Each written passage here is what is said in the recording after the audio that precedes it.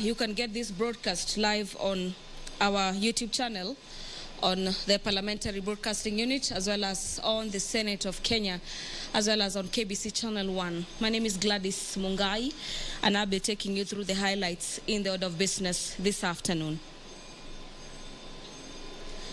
The Senate is set to resume the debate on the Mental Health Amendment Bill. This is Senate Bill number 28 of 2020 by nominated Senator Sylvia Kasanga. Also lined up for debate is the Wildlife Conservation as well as Management Bill by Senator Jones Maruma. And that particular debate was interrupted on the 25th of May. Another bill set to be debated before the floor of the House is the County Allocation Revenue Bill, as well as the Community Health Services Bill by Senator Agnes Zani. The bill by Senator Agnes Zani seeks to have accountability of the other arms of government. This is to the Parliament of Kenya, and according to the bill, the Senator notes that it's necessary for the democratic governance be anchored on the fundamental principle that Parliament represents the will of the people and exercises its sovereignty. Reporting requirements are that the oversight mechanisms that Parliament employs to monitor, these are the actions of the executive as well as other independent offices to ensure accountability, matters transparency, responsibilities in the performance of their duties. The Investment Promotion Bill, Senate Bill number 2 of 2021 by Senator Alice Milgol, is also lined up for debate, and so is the Parliamentary Powers and the Privileges Bill by Senator Agnes Zani. The chairperson of Standing Committee on Health will be moving a motion. The motion is on the adoption of the report of the Standing Committee. This is into the inquiry into the allegations of irregularities by the Kenya Medical Supplies Authority in the procurement of pharmaceutical equipment. Similarly, the chair will be tabling the report of the committee on the COVID-19 pandemic situation in Kenya. That particular report was laid on the table of the House on the 30th of March 2021. The chairperson, Standing Committee on Devolution as well as Intergovernmental Relations, will be moving a motion on the adoption of the report of the Standing Committee on Devolution in relations to the conferment of the city status for Nakuru municipality. Similarly, the chair will be tabling the report for adoption in regards to the impasse of the budgetary estimates for the financial year 2020 and 2021 for Kirinyaga County between the county executive and the county assembly. The business of the House is just about to commence, and Professor Margaret Kamar has just stepped into the chamber. I'll now hand you over for the live broadcast. Enjoy your viewing. Good afternoon.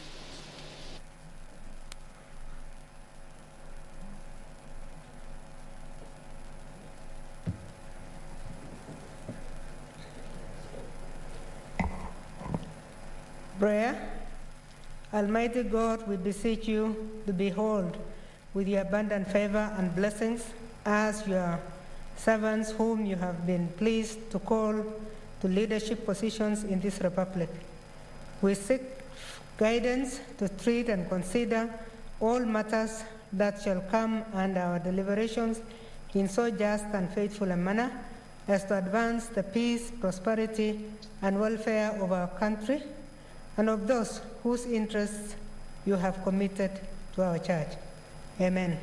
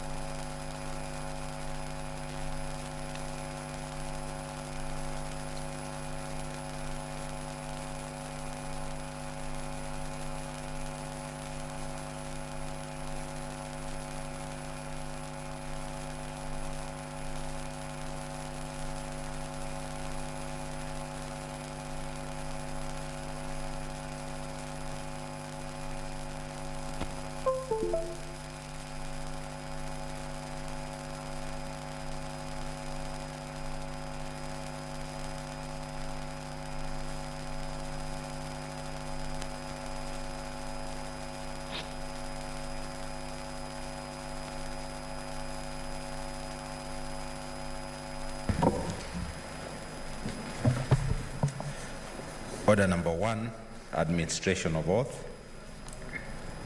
Order number 2, communication from the chair.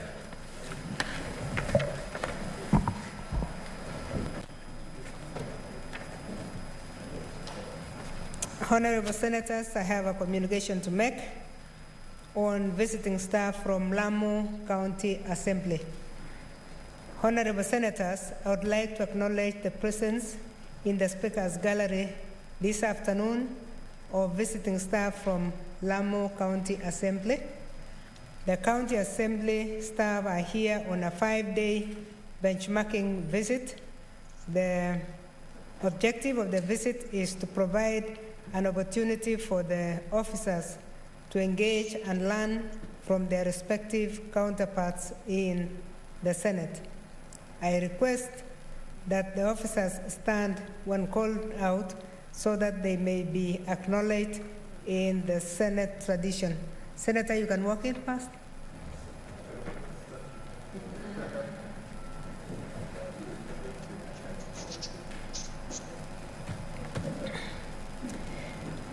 They are as follows: Peter Courier, librarian; Athman Elema Molmolcha, senior answered reporter. On behalf of the Senate and on my own behalf, I welcome both of them to the Senate and I wish them well for the remainder of their stay. I thank you.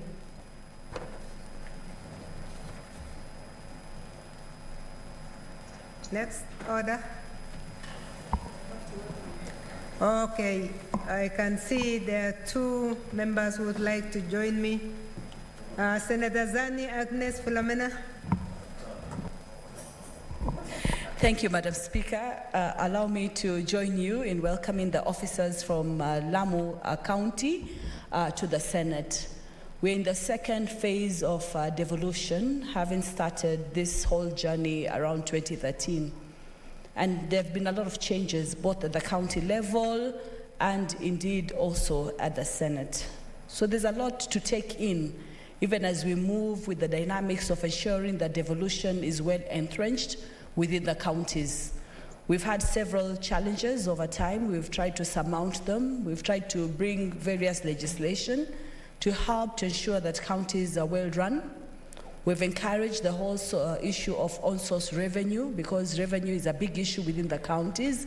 And we know without revenue, it's very difficult to attain the development we want to attain.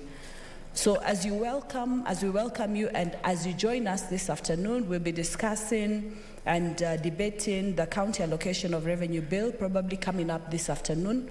Very, very critical, because this is the allocation. This is the horizontal allocation of revenue to the counties. And Senate has stood with the counties to ensure that revenue is allocated to the counties, that this revenue is increasing. Indeed, it has been increased this time to the tune, or by the tune of at least around 53 billion.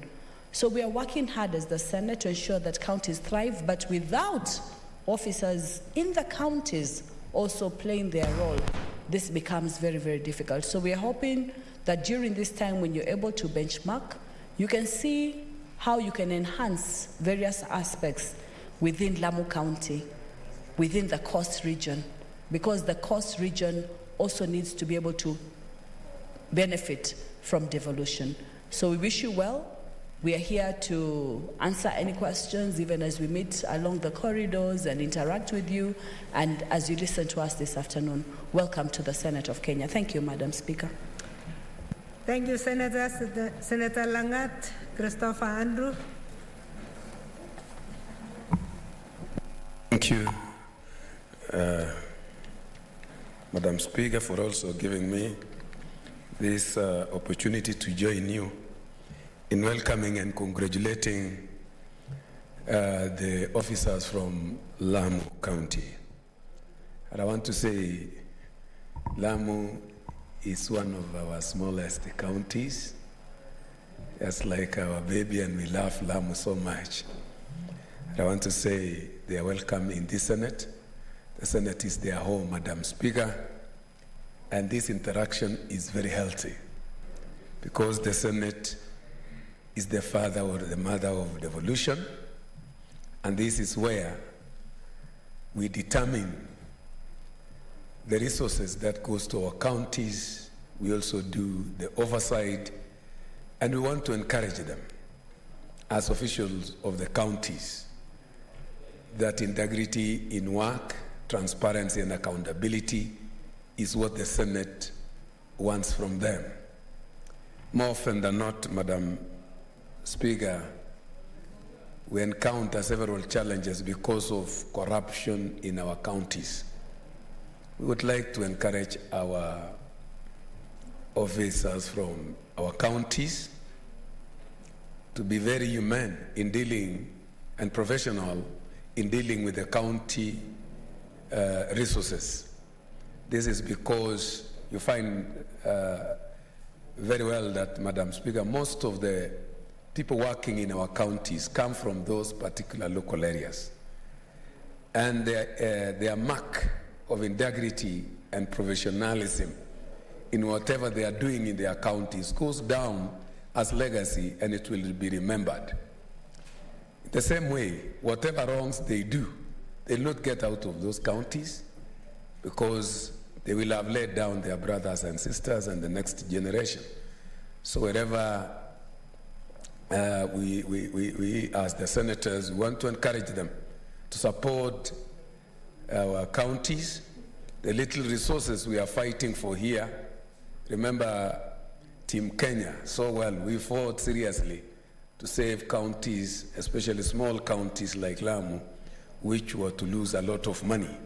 So I want to say, whatever little we give them through the struggles and challenges we are facing as senators, they should also be able to do things that touches the lives of hustlers in those particular places and assist them in development. Thank you, Madam Speaker. Thank you, Senator. Next order. Order number 4, petitions.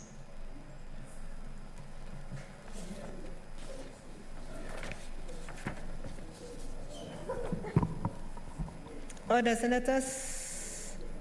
Take your seats, senators. Senator Malala, please take your seat. Honorable senators, I have a petition to present to the Senate concerning the state of corruption, recruitment, public participation, and access to information and civic education in Kisii County. Honorable senators, I hereby report to the Senate that a petition has been submitted through the clerk by Ruben Kibekwa Mageuzi, a citizen of the Republic of Kenya. As you are aware, under Article 119(1) of the Constitution, and I quote, every person has a right to petition Parliament to consider any matter within its authority, including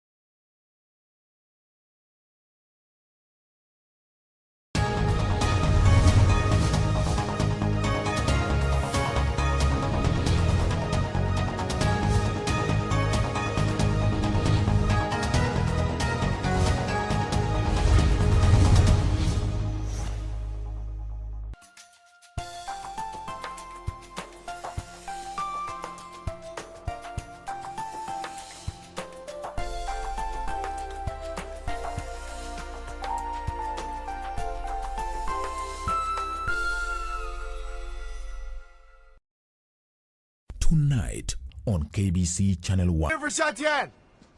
They're not back. Oh. Mrs. Lee! What? My mother passed out? Which hospital? I won't allow you to sell the car. Go upstairs! I won't allow you to sell the car! I checked with the publishing house. Chimu Yuan died a few years ago. You are an imposter. Didn't only lie about your feelings for her, you also stole her money. Tell you what, if you don't return her money... Tonight on KBC Channel 1. Mimi Dr. Chua, Alwatan Chua. Mimi ndiye Dr. Sawasawa. Mimi ni Dr. Ashraf mwenye hii hospitali. Ashraf si lolote hapa. Wewe daktari, hospitali ni yako kabisa? I am the boss.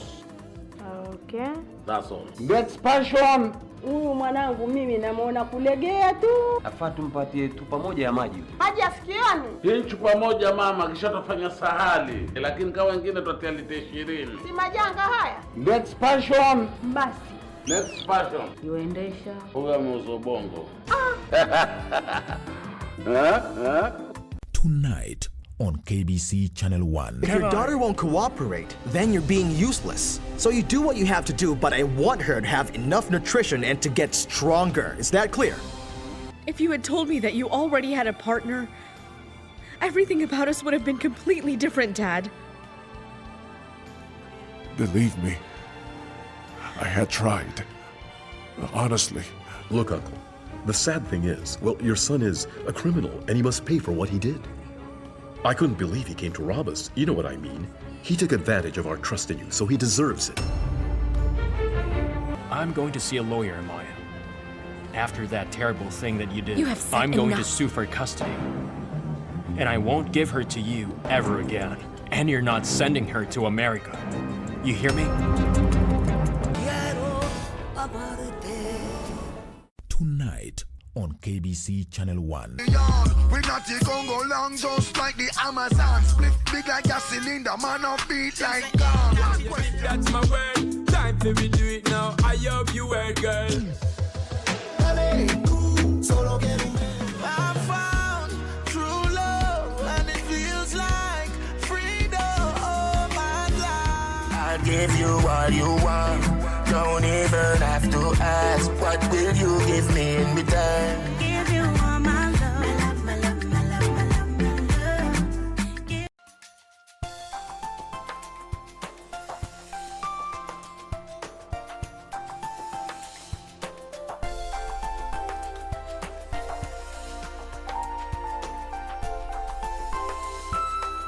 love. Executive member or the governor, you cannot get any tender. We have the 30% tenders set aside for the youth and women and people living with disability in the counties, Madam Speaker.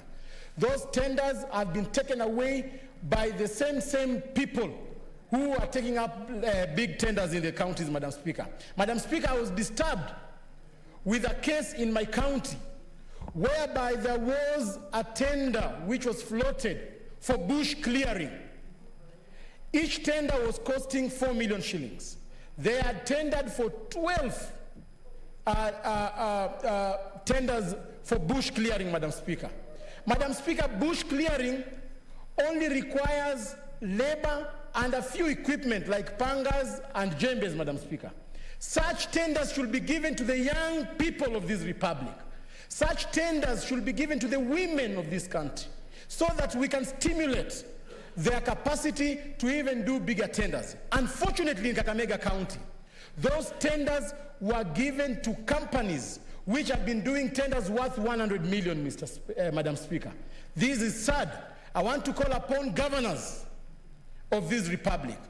Devolution was meant to benefit the local mwananchi on the ground. Devolution was meant to benefit and increase capacities in our counties, Madam Speaker. It is sad that such contracts, which only requires labor, are being given to people who already have capacity. It is incumbent upon this House, Madam Speaker, to ensure that we oversee the issuance of tenders in our counties. We need to ensure that the youth who have no capacity, who have no capital to do big roads, to do tarmac roads, to supply tenders worth hundreds of millions are given opportunity, Madam Speaker, to take up tenders which do not require a lot of mechanization. Lastly, Madam Speaker, I've said on the floor of this House that this being the last financial year, we need to guide our respective county assemblies to ensure that they put money in projects that they had started initially, Madam Speaker. We have seen county governments starting projects and abandoning the projects in the middle, Madam Speaker. We need to ensure that in this financial year, we ensure that we allocate money that is going to ensure that those projects are complete, Madam Speaker. It is sad, and I've said on the floor of this House, since 2013, Madam Speaker, in Kakamega County, we do not have a single flagship project that has been completed. When you look at the Buhungu Stadium, it's not completed, Madam Speaker. When you look at the Shamahubu level 4 hospital in Shinyalu, it is not completed. The tea factory in Shinyalu constituency, Madam Speaker, nothing is happening. The milk processing farm in Malava constituency has stalled, Madam Speaker. The Mumias level 4 hospital, nothing is going on. The water project in Huisero and Butere, nothing is going on. The maize plant that was meant to benefit the people of Lugari and Lukuyani has stalled, Madam Speaker. We are only remaining with 1 year to the end of Governor Oparanya's tenure in Kakamega. I want to ask Governor Oparanya, as you do your last financial budget, make sure that those projects are complete. The people of Kakamega will ask you questions at the end of your tenure. We want, Madam Speaker, that all governors, including the Kisii governor who has been petitioned in this petition, Madam Speaker, to be accountable, Madam Speaker. That is my submission, and I will continue pressing for things that affect my people, Madam Speaker. Thank you. Thank you, Senator. Honorable Senators, I see 6 people are interested, and I will stick to the 30 minutes. Already 6 minutes are gone, so I want to encourage you to take only 4 minutes each, so that everybody gets a chance. Senator Gerard Gay Samson, 4 minutes. Thank you, Madam Speaker. I want to thank Mr. Mageusi for having faith and petitioning the Senate. And it starts sad affairs in Kisii County government. I think what happening here is mirrors what is already happening in various counties, Madam Speaker, and I agree that this being the last financial year, Mr. Speaker, we should not only be looking at the second-term governors, even first-term governors also, Madam Speaker, are also plundering for campaigns for their second term, Madam Speaker. 2 things, Madam Speaker. I think on the issue of procurement and the state of corruption, I think that one we need to get more information, and I hope the committee that will be referred to will be able to give us. Madam Speaker, on the issue of staff, I think it is very unfortunate and sad that even in Nandi County, we have similar situation where the Ministry of Health did reject 21 staff that was hired, that was unqualified, and it looks like counties, Madam Speaker, are basing their hiring on nepotism, on corrupt practices of non-qualification, and it was very sad, Madam Speaker. You look even we just had a meeting on the issue of utilization of COVID funds in Nandi, and you realize that out of 4.1 million was never paid to 254 staff.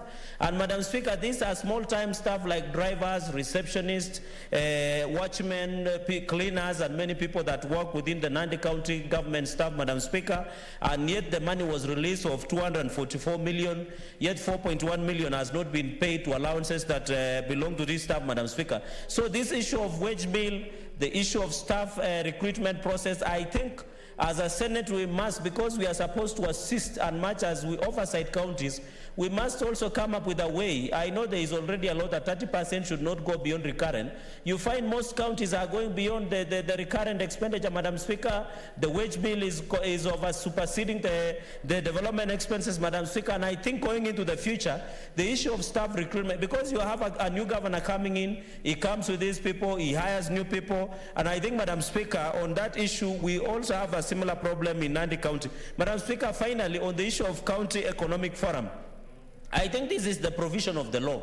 Madam Speaker, 2 weeks ago, or is it 1 week ago, we did impeach the governor of Wajir over non-provision of medical and health services in that county, Madam Speaker. This is County Economic Forum is a serious issue that is provided for under the law. So I don't know why the Kisii governor, who is a second-term governor, who should have known these things, should not be meeting the County Economic Forum, Madam Speaker. And I think going into the future, I hope the committee will be able to report within 60 days so that the people of Kisii and through the petitioner, Mr. Mageuzi, can get justice for our people. I thank you, Madam Speaker, for that opportunity. Thank you, Senator. Senator Wambua Enokio, 4 minutes.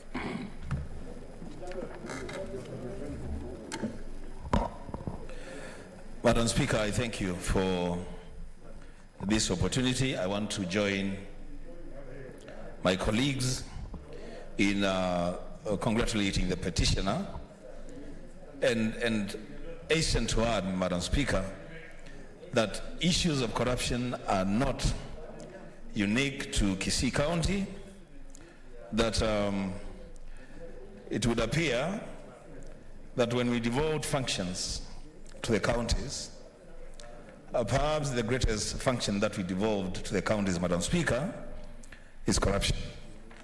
And corruption being perpetrated by county governors almost without exception.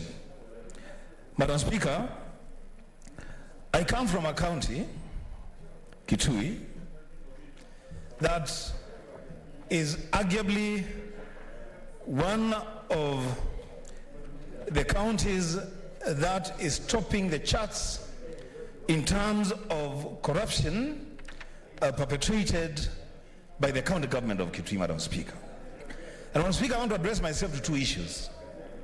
The issue of health, and Madam Speaker, can I seek your protection from senators who are consulting in... Senators, can you console in low tones? Honorable senators, please console in low tones so we can hear the member on the floor. Madam Speaker, you know, unfortunately, the senator who is making, the 2 senators making the loudest consultation have just made a presentation and we listened to them. I wish they could listen to us as well. Yeah. So, Madam Speaker, I was saying I will address myself to 2 issues. The issue of health and the issue of tenders to young people. Madam Speaker, the health situation in Kitui County is in itself in the ICU. We have a supposedly level 5 hospital, Madam Speaker, that does not function, that has got nothing functioning, including even the staff. Madam Speaker, in fact, I've been thinking over this issue, and I'm thinking of approaching the Health Committee of the Senate to begin a conversation on whether it is viable to have the county government of Kitui to sign a deed of transfer on the health function. Because clearly, the governor and our officers are unable to manage the health situation in Kitui County. Madam Speaker, on the issue of tenders to young people, and I've heard my colleague here, Senator Malala, talk about tenders given to multimillionaires at the expense of young people. Madam Speaker, I have a case in my county 3 years ago. The same tender for clearance of bushes given to young people to execute, but the money is paid to contractors, and the contractors have gone away with the money. 3 years down the line, the young people who are only demanding 5,000 shillings, 6,000 shillings, they have not been paid their money. Madam Speaker, I want to stand here and say that this corruption is not just about governors who are preparing to leave office in their second term. In fact, it is a lot more pronounced among governors who are trying to accumulate wealth to run for a re-election.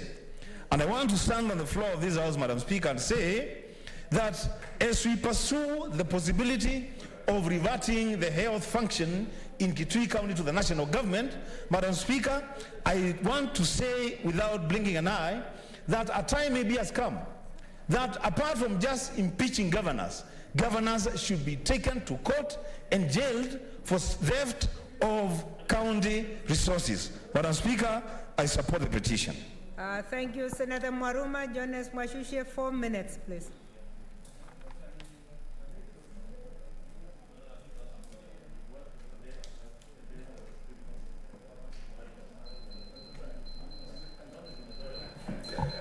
Asante Bispika kwa kunipa hii fursa ili kuchangia ili ombi ama petition ya Bwana Mageuzi. Kusema ule kweli Bispika ni kwamba ufisadi umekithiri katika magatuzi yetu. Na ningependa kukubaliana na Senator wa Kitui Bwana Wambua, mheshimiwa, aliposema ya kwamba tuligatua ufisadi. Kwamba kati ya yale mambo tuligatua, ya kubwa zaidi ilikuwa ni ufisadi. Ufisadi umekithiri katika magatuzi yetu, na nashukuru kwa sababu wananchi wameanza kuona ya kwamba ile oversight ama uangalizi si lazima ufanywe na county assembly ama mabunge ya magatuzi, lakini pia wananchi wenyewe wanaweza chukua hiyo hatua ili kuhakikisha ya kwamba uangalizi umefanyika vizuri. Bispika, kusema ule kweli ni kwamba katika magatuzi ufisadi ndio unayochukua kipaumbele, ya kwamba zile fedha zinazoenda kusaidia wananchi basi hazifiki na kufanya yale malengo ambayo yamekusudiwa na hizo pesa. Mheshimiwa Spika, nakubaliana na wenzangu waliosema ya kwamba kuna miradi mingi ambayo imeanza katika magatuzi na haijakamilika kwa sababu ya ufisadi. Nikiangalia katika kaunti yangu ya Taita Taveta ni kwamba kuna miradi mingi ilianza. Kwa mfano, wakati wa mambo ya corona, kuna ile isolation centers zilikuwa zinajengwa, na baada ya kupata 153 million ama milioni 153 ya pesa za COVID, bado kile chumba ama ile hospitali haijaisha mpaka leo. Madam Speaker, Mheshimiwa Speaker, ningependa kusema ya kwamba ile line ya kwanza ya oversight ama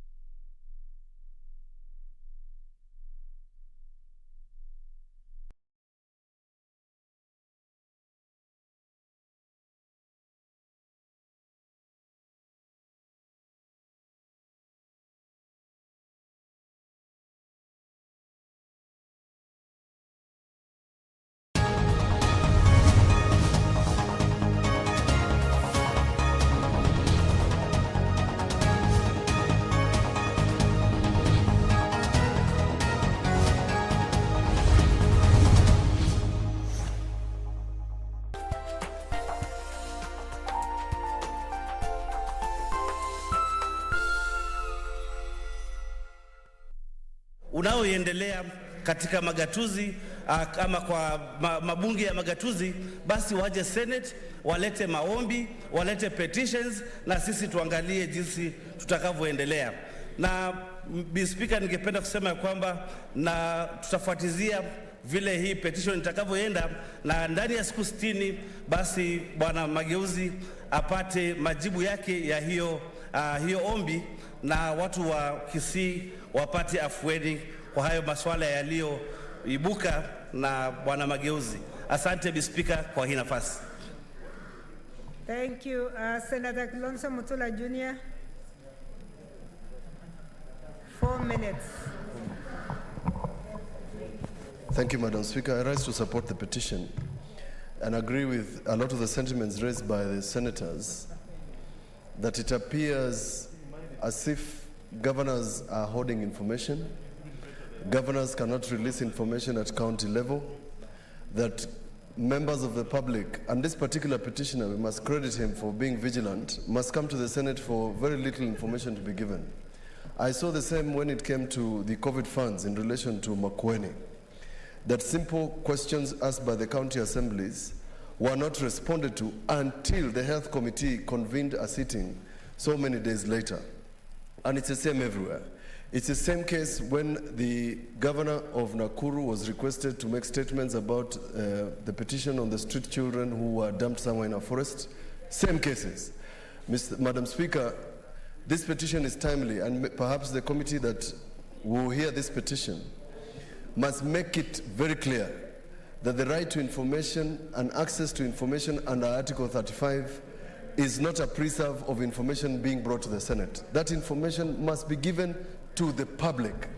In fact, at some point, Madam Speaker, we should insist that some of this information should be made public even without a request, so that the public don't have to come all the way to Nairobi to get information as ones that are being sought for in Kisii.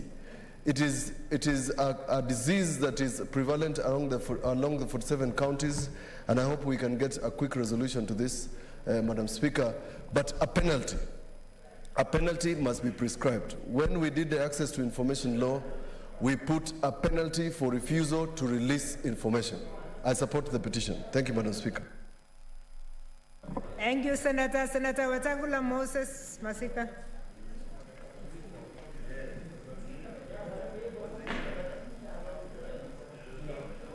Thank you, Madam Speaker. I also join colleagues who have supported the gallant citizen from Kisii who has petitioned this House.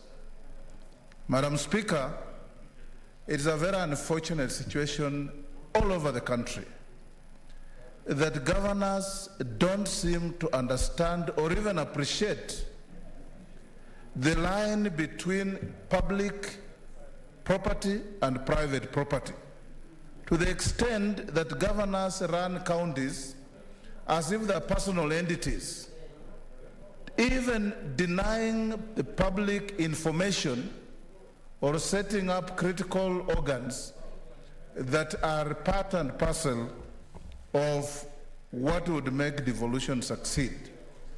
Madam Speaker, I join the distinguished senators who have spoken, Senator Malala, Cherargei, Mutula Kilonzo, Wambua, in decrying the perversion of corruption going on in counties.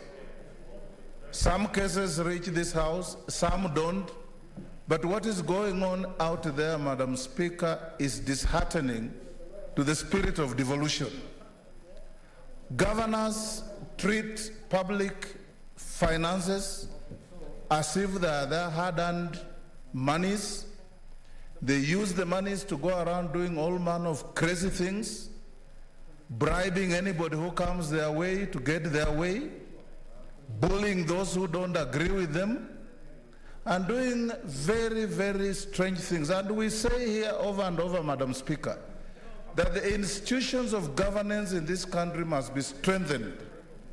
We need to strengthen the office of the DPP, the office of the DCI, the Auditor General, and the oversight committees of assemblies to ensure that governors are brought to book. Madam Speaker, for example, in my county, just like Senator Malala has been saying, most of the contracts in the county are done by the governor's proxies.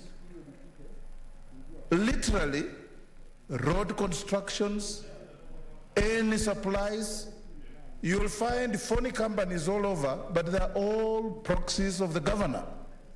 And this is true of everywhere. You'll also find, Madam Speaker, like now, when the Assembly of Bungoma rose to ask serious questions about management of public resources, the governor, with utter impunity, has denied the release of resources to the Assembly of Bungoma to make it function. This is a criminal offense for which we are going to cite him and make sure he's brought to book. Because, Madam Speaker, the spirit of devolution that Kenyans fought for was not to enrich a few individuals or create demigods in counties. It was to benefit the ordinary citizens of Kenya. I've gone around my county, Madam Speaker. Everywhere you go, you ask, are there any groups of youths in this village that have ever benefited from a contract preserved for youths? None. You ask for women? None. And yet 30% by law of all procurements and contracts are supposed to be preserved for women and youth. These are again the same contracts that proxies are doing to enrich a few individuals not only in my county and many other counties as well, Madam Speaker. We must, as a House, rise to the occasion and fight the nightmare of corruption that is eating away the fabric of our society. This afternoon, Madam Speaker, we are going to debate CARA. We are transferring in the next financial year 370 billion to counties. This money should not go to counties to make a few fellows comfortable at the expense of everybody else. Hospitals are not working. There's no clean water for women who run households in this country. The work that is supposed to be done in terms of helping dispossessed and disadvantaged communities is not being done. But you see a few individuals and called governors going around, like I said last time, Madam Speaker, the obscenities they show, including carrying special chairs to funerals to sit on. This is how obscene some of these governors are. And I've seen this with my own eyes. I don't know if Senator Malala is still here. In his county, I have witnessed not once, not twice, not thrice, a pickup arriving with a seat that looks like a throne for a governor to sit on in a funeral. Madam Speaker, this obscenity must be fought, and we salute this gentleman from Kisii for bringing to this Senate. Lastly, Madam Speaker, when petitions come to this House, you will direct that it be dealt with in 60 days. We rarely get feedbacks on these petitions within the stipulated time, thereby defeating the purpose for which wananchi come to this House. We must have committees that you commit petitions to work and bring the results within the time stipulated and our standing orders. Thank you, Madam. Thank you, Senator. Senator Langat, Christopher Andrew. 4 minutes. Thank you. Okay. Thank you, Madam Speaker, for also giving me this opportunity to join my colleagues in supporting this particular. Gerard, you are interesting. I want to say that whatever issues that have been raised here, Madam Speaker, are very true. It's not only affecting Kisii County, but all over our counties in this country.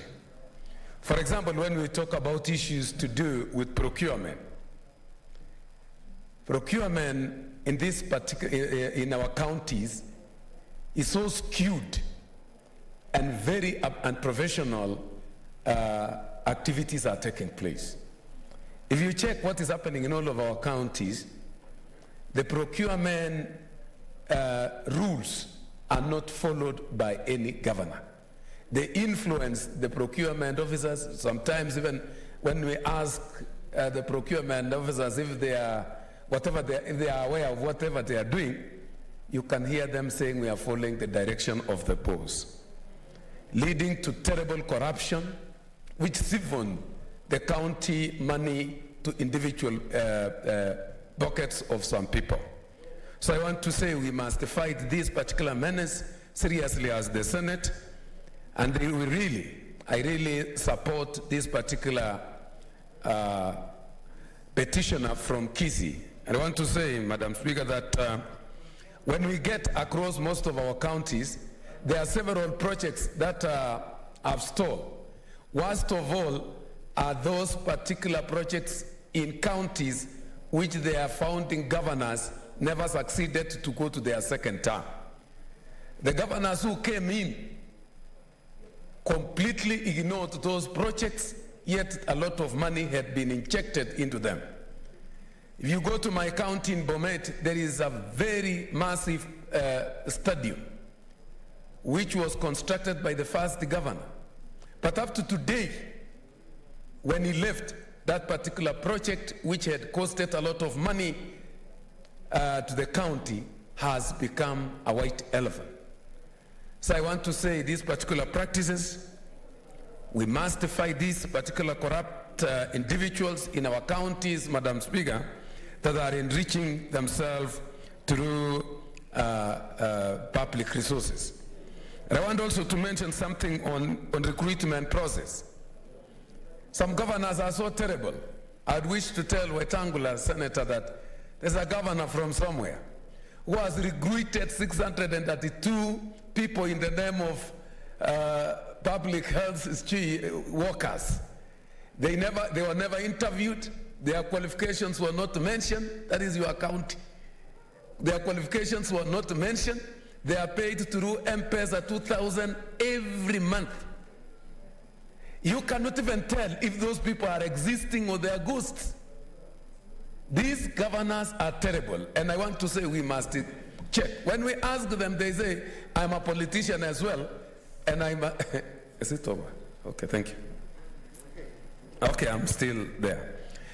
Whenever they are asked, they are so, they don't even, they're not even ashamed. One was telling us, I'm a politician, and I've got to be popular in doing these very regular activities. So I want to say we must follow it up. The worst is coming.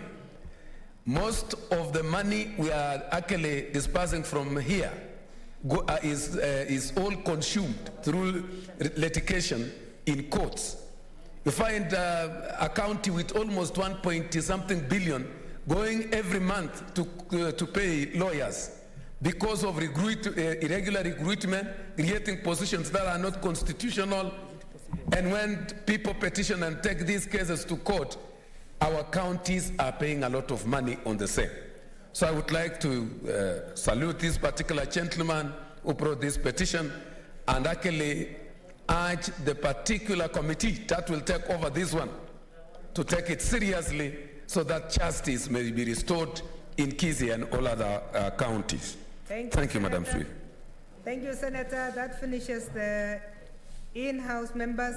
Those online, we have two. Senator Musuruve, I give you 3 minutes because you came in late, and Senator Mudama's 3 minutes. Senator Musuruve.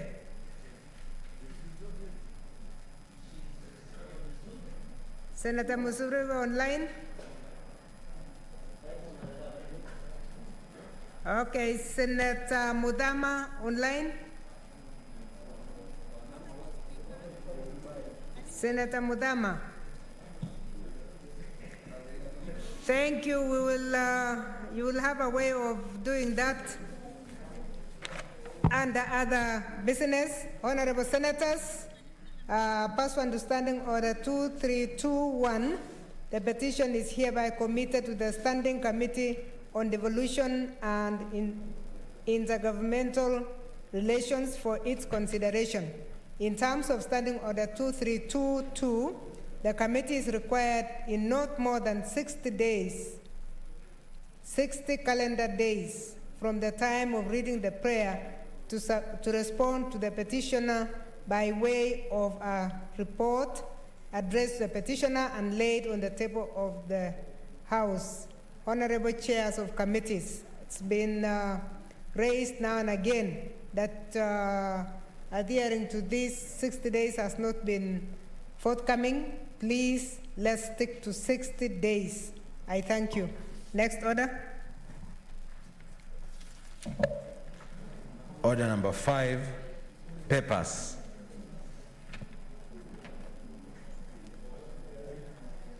Senator Kibiru.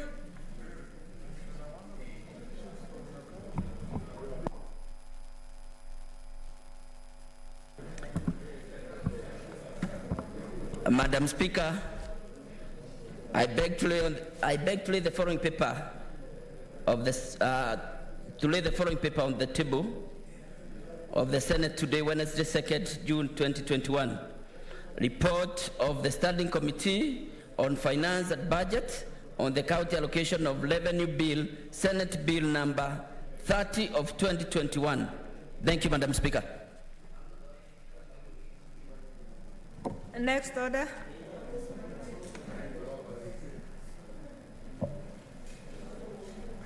Order number 6, notices of motion.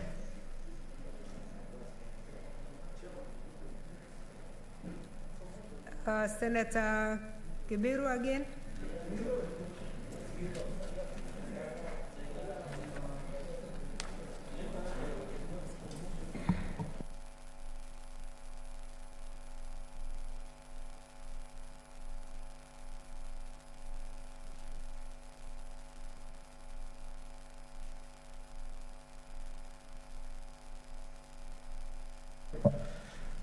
So the next order. Order number 7, statements.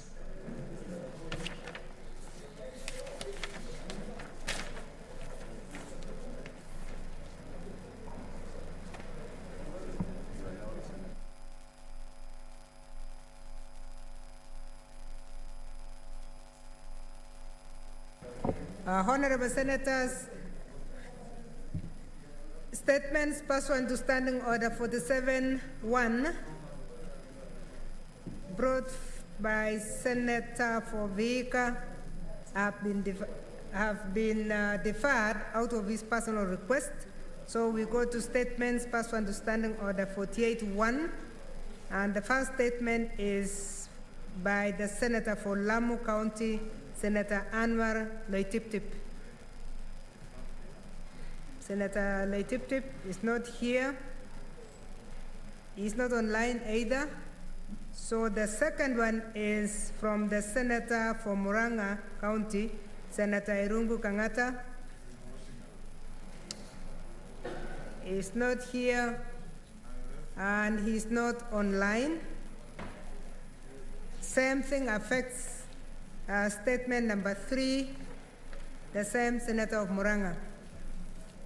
The fourth one is from nominated Senator, Senator Judith Pareno. Senator Pareno is not in the House and she's not online yet. So we'll go to one special request from the Senator of Kakamega. It's a statement that was approved earlier this morning. Thank you, Madam Speaker. Madam Speaker, I rise pursuant to Standing Order 48-1 to seek a statement from the Standing Committee on Agriculture, Livestock and Fisheries on the state of affairs at Mumia's Sugar Company Limited and the reported resuscitation measures. In the statement, the committee should, 1, address in detail the current state of the company's assets and liabilities, while indicating the value of the core and non-core assets, and stating which entity undertook such valuation, if at all. Second, state the fate of the current receiver manager, while providing details on when and by whom the decision to lease out the company was made, and tabling correspondence on the said decision to the Capital Markets Authority and other regulatory bodies. 3, provide details on the procedure to be followed by government in selling its stake in the company, and address specifically the bidding process, including who the bidders were, when the bidding took place, when the evaluation of submitted tenders was done, what criteria was used to pick the successful tenderer, what were the relevant legal instruments under which the process of leasing was conducted, whether there was public participation in the process, which other companies submitted their bids for the tender, and when were they invited to bid. 4, Madam Speaker, explain the company's revival plan and provide details of the entity deemed to be qualified to take Mumia's Sugar Company Limited, while providing the justification. And lastly, Madam Speaker, indicate whether the stakeholders were consulted and provide a report of such consultation, if at all, including the creditors and debtors, and clarify who will pay the pending debts owed by the company, particularly debts owed to farmers and workers. Madam Speaker, it must be very clear that we as leaders of Western Region are not opposed to any investor taking over Mumia's Sugar Company, because that has always been our interest, to resuscitate the sugar mill in Mumia Sugar Company. But we want accountability. We want the people of Western Region to know who is this person that is coming to take over from Mumia's Sugar. We want information to flow. That is why, as the representative of the people, I have brought these questions on the floor of this house. This is the right platform for us to engage with any person who wants to take over Mumia's Sugar Company. Thank you. Thank you, Senator. Senator, I'll give you again a few minutes. Senator Wetangula Moses Masiga, and please, the minutes are very few, so it's only 10 minutes, so I want to give you 3. So Madam Speaker, thank you. I support the distinguished Senator for Kakamega in this statement. Madam Speaker, the Committee for Agriculture, I think is chaired by my distinguished friend from Embu, Senator Ndwiga. Madam Speaker, I brought here a statement last year listing very comprehensively the issues that we needed to know in the process of privatization or intended privatization of sugar factories.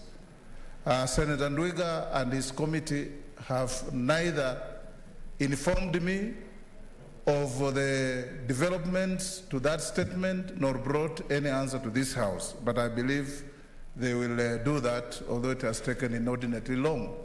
Madam Speaker, in addition to what Senator Malala is asking, we want to know from the committee if the Privatization Commission of Kenya has looked at the issues of Mumias and prepared a report, which report must be tabled in the Houses of Parliament for debate and approval before any steps are taken. 2, Madam Speaker, in addition to what Senator Malala is saying and asking, what is the fate of the nucleus land of Mumias? Land that belongs to the people who donated it to the government when Mumias was set up. Is this new investor coming to compensate the citizens of Mumias and Kakamega and Bungoma, who have been the beneficiaries of Mumias when it was working? 3, Madam Speaker, on the eve of the elections of 2013 or 2017, President Uhuru Kenyatta brought 2 billion Kenya shillings to Mumias, public resources. Who is going to account for that money in the process of handing over this factory to the intended investor? Number 4, Madam Speaker, how are the farmers, the outgrow farmers of Mumias, apart from not being consulted, how are they going to be managed and how are they going to relate with the intended investor?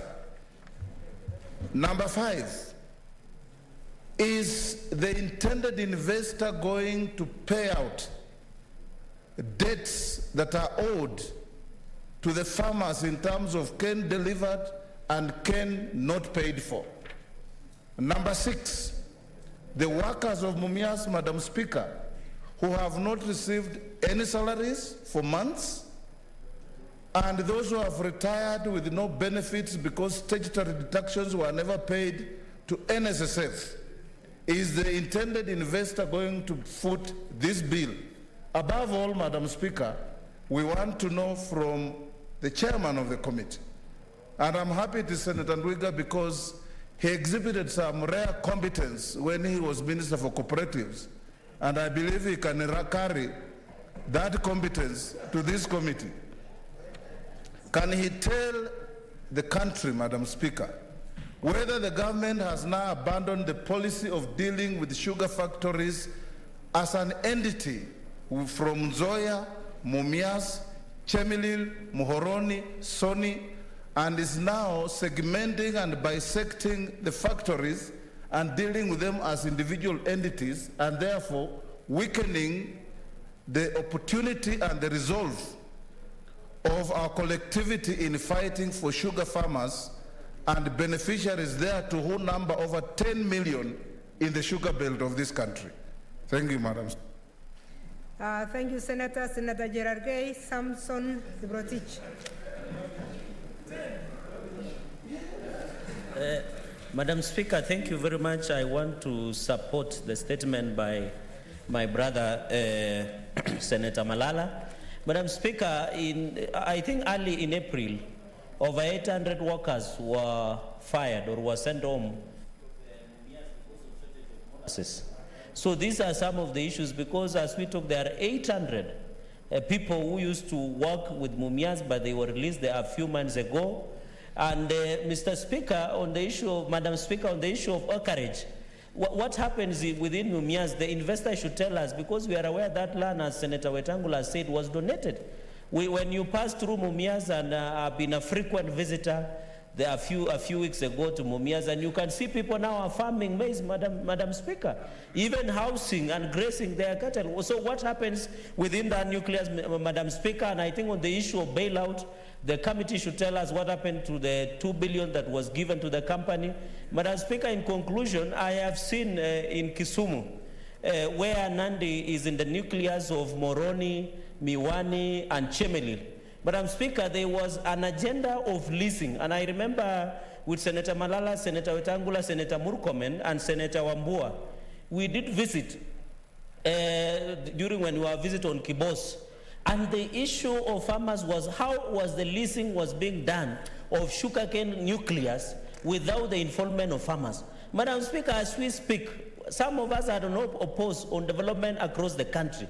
As we speak, the President of the Republic of Kenya is supposed to launch a special economic zone in a contested land between Kisumu and Nandi County, Madam Speaker. It is shocking that the Nandi County was never involved, yet the President wants to launch a special economic zone in Miwani, involving the nucleus of Miwani, Moroni, and Chemelil, Madam Speaker, and yet the land that the President is supposed to launch a special economic zone, Madam Speaker, has yet to be resolved. Secondly, Madam Speaker, these people are not telling us what happens to the leasing. Who is the investor? Just like Mumias.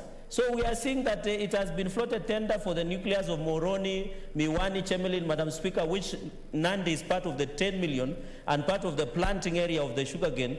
They have not been involved. So we want to really know who is this that is being leasing. What happens to assets and liabilities, Madam Speaker? What happens to the land that was being donated? What happens to the land that the National Land Commission has said that it must be reviewed, it must be looked at? Otherwise, Madam Speaker, I want to support the statement on the status of Mumia's sugar company. It's one of the critical in terms of economic development within the Western region and Mumia's region, and we hope we'll get the answers, Madam Speaker, going in the future. I thank you, Madam Speaker. Thank you, Senator. Honorable Senators, the statement now stands committed to the Committee on Agriculture, Livestock and Fisheries, and we expect the Senator to give us a response within 14 days. I see Senator Ndwiga wants to say something. 14 days good for you, Senator?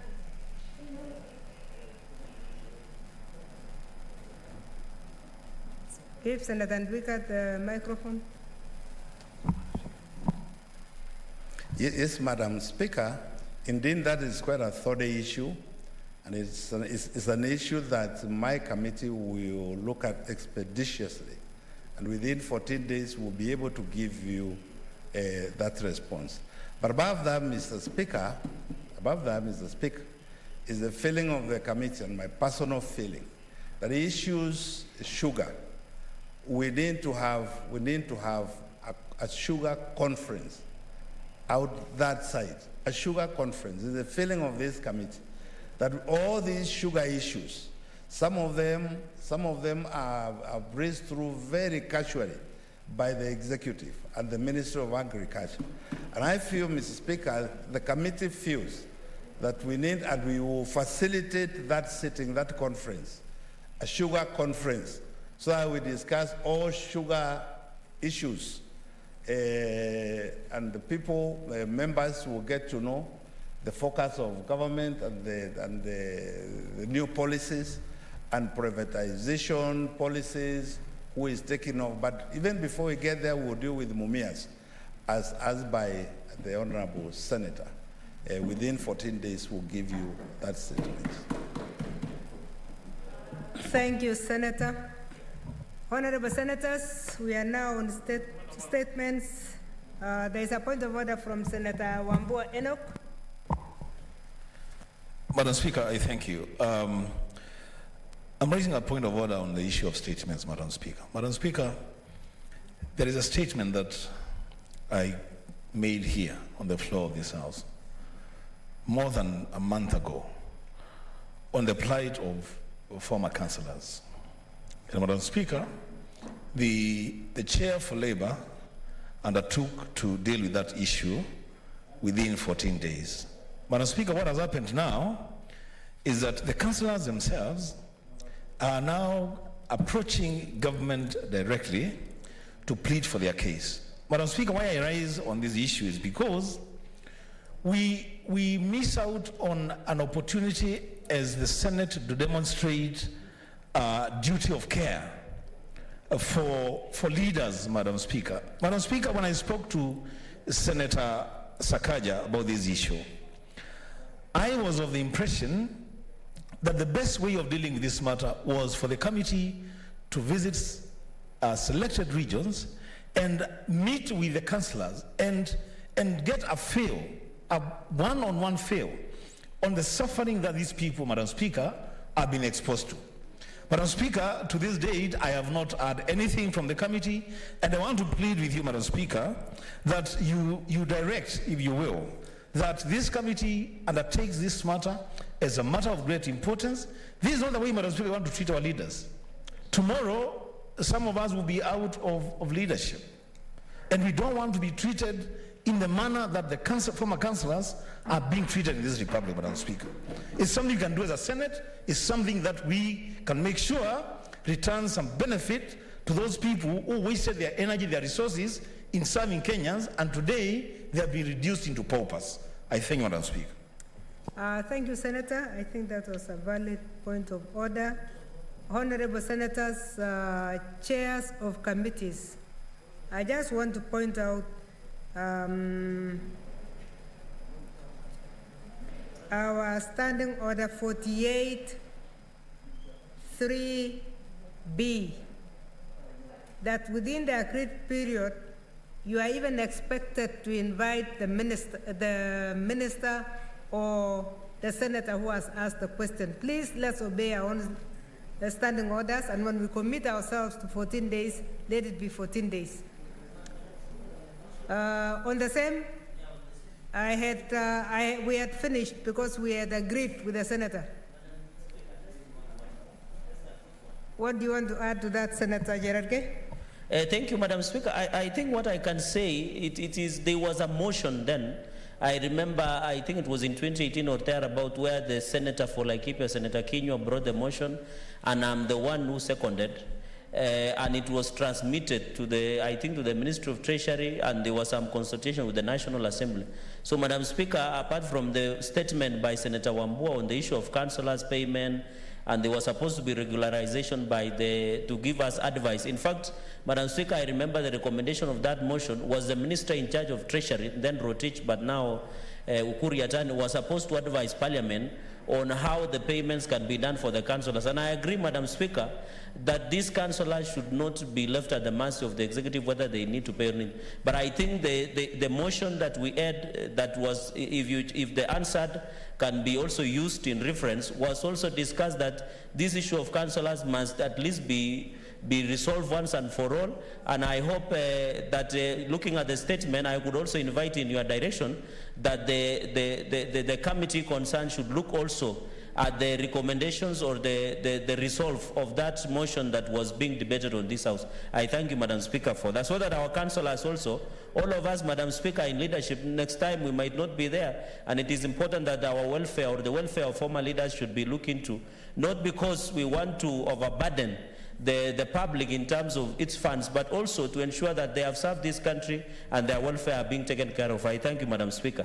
Thank you. May I therefore direct that the chair of Labour reports back to us in the next 14 days. But in that, in bringing back the report that they are supposed to have prepared, they should include what was resolved earlier so that we get this thing out of the way. I think all members have been approached by councillors wherever you come from, because this has been a very painful part of their life, and we need to really have this resolved so that they can retire peacefully like everybody else. Thank you. The next is the statements pursuant to Standing Order 51-1B. The first statement is from the Chairperson, Standing Committee on Agriculture, Livestock and Fisheries, on a statement relating to the activities of the committee.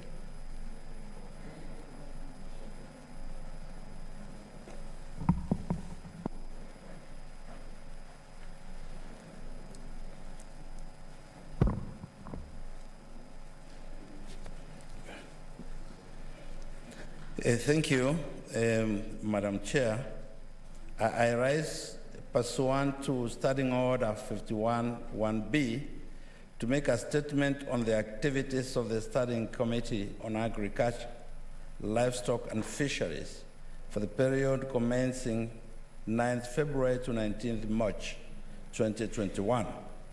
Madam Speaker, during this period under review, the committee has held a total of 4 sittings, considered 4 bills, 1 petition, and 1 statement.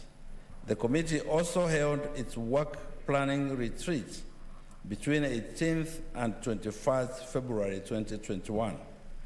In respect of bills, the following were considered: the Coffee Bill, Senate Bill number 22 of 2020, the draft Coconut Industry Development Bill, the draft Cotton Bill, the draft Pyrethrum Bill. On the Coffee Bill, the Senate Bill number 22 of 2020, the bill sponsored by the committee was published on 23rd October 2020 and was thereafter forwarded to the National Assembly for concurrence. The principal object of the bill is to provide for the development and regulation of the coffee industry in Kenya. The bill proposes to reorganize the coffee industry by transitioning the regulatory and commercial roles currently undertaken by the Agriculture and Food Authority to the Coffee Board of Kenya. The bill further seeks to transition the research of coffee currently undertaken by the Coffee Research Institute under the Kenya Agricultural and Livestock Research Organization to the Coffee Research Institute.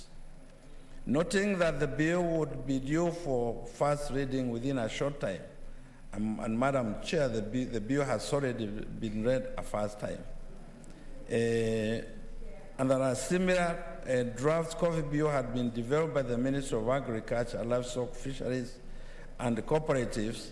The committee, during its work planning retreats held between 18th and 21st February 2021, resolved to hold a coffee conference on 16th April 2021. The conference will create a platform for discussions on reforms in the coffee subsector, as well as discussions between the Ministry and the committee on the 2 bills, with a view to harmonizing their provisions. With regard to the draft Coconut Industry Development Bill, the committee is in the final stages of consideration of the bill. The bill shall be ready for publication by April 2021. I think it has already been published. Madam Speaker, the committee further resolved to develop the draft Cotton Bill and the draft Pyrethrum Bill, which seek to provide for the regulation, development, and promotion of the cotton and pyrethrum industries. The 2 bills are currently undergoing drafting and shall be considered by the committee in due course. Madam Chair, Madam Speaker, regarding statements pursuant to Standing Order 48.1, one statement was referred to the committee. This was a statement on the Climate Smart project in Lamu County, sought by Senator Anoa Oloitiptip, MP, on 4th March 2021. The committee awaits a response to the statement from the Ministry of Agriculture, Livestock and Fisheries and Cooperatives. Madam Speaker, with regard to petitions, the committee considered one petition concerning the plight of seed farmers in Trans Nzoia County, which was committed to the committee on 22nd September 2020. The committee met the petitioners and Kenya Seed Company in November 2020 and awaits a response from the ministry on the petition. Upon receipt of the response, the committee shall table its report in the Senate. Madam Speaker, going forward, the committee intends to carry out the following key activities during the next quarter: consideration and publication of bills to amend the Crops Act 2013 so as to unbundle the regulation and management of major crops that fall within the ambit of the Agriculture and Food Authority and establish standalone agencies for their regulation. Thematic conferences to address challenges facing various subsectors in the agriculture sector and reforms, including the Coffee Conference, Coconut Conference, Cotton Conference, Sugar Conference, and the Parenthrum Conference, and meeting with the Cabinet Secretary, and the Sugar Conference, meeting with Cabinet Secretary, Ministry of Agriculture, Livestock, Fisheries, and Cooperatives to elaborate on the policy framework that is being applied to undertake the ongoing agricultural reforms by the Ministry of Agriculture, Livestock, Fisheries, and Cooperatives. I thank you, Madam Speaker.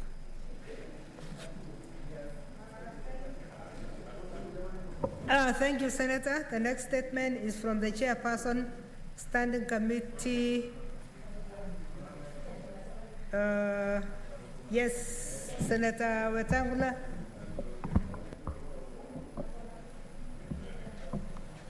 Madam Speaker, thank you for an opportunity to make a comment on the statement by the distinguished Senator for Embu, the Chairman of Agriculture Committee. Madam Speaker, in his statement, I was listening very keenly, unless it escaped my ear. He's mentioned absolutely nothing about county government's participation in what he's doing, unless I missed it. Agriculture is a devolved function, 95% devolved. And you cannot, Madam Speaker, embark on any reforms in any sector of agriculture without involving county governments at the executive and assembly level, because they are the first frontline agencies in the management of affairs of this country in dealing with agriculture. I hope that the chairman, in moving towards this conference is talking about, and any other meetings for that matter, he takes the view, and is the correct view in my view, that being a devolved function, continuing to engage the Minister for Agriculture to the exclusion of counties and their governments is a clawback on devolution. And this we should avoid. Thank you, Madam Speaker. Thank you, Senator. Senator Ndwiga, you want to respond to that? Yes, Madam Speaker, I think I can do that from here. Yeah. Madam Speaker, we have been working, my committee has been working very, very closely with the Council of Governors Indeed, in the development of all these bills, we sit with the Council of Governors, with the Committee of Agriculture of the Council of Governors. The report I was giving was about what we have been doing. Mr. Speaker, we have had several meetings with the Council of Governors. In fact, all these conferences I'm talking about, we are planning jointly with the Council of Governors, because it is true, indeed, agriculture is a devolved function, and we involve the Council of Governors in every step, where there is registration, anticipated registration, we involve the Council of Governors. And indeed, Madam Chair, the House may be happy to know that even where the executive, the ministry has tried to avoid the involvement of the county government, this committee has broken peace and has broken the stalemate, and we have moved forward. We have, for example, in the coffee bill that is coming to this House, the bill from the Ministry of Agriculture had totally avoided involvement of the county government. But the bill that will be laid here, Madam Speaker, the House will be happy to note that the county governments are totally and heavily involved in everything that we do. In all these crops, coffee, pyrethrum, even sugar, the county governments are properly involved, and we have done adequate consultations. Thank you, Senator. Madam. Thank you. I think point taken. The chairperson, Standing Committee on Devolution and Intergovernmental Relations, to make a statement relating to the activities of the committee. Senator Gachwang.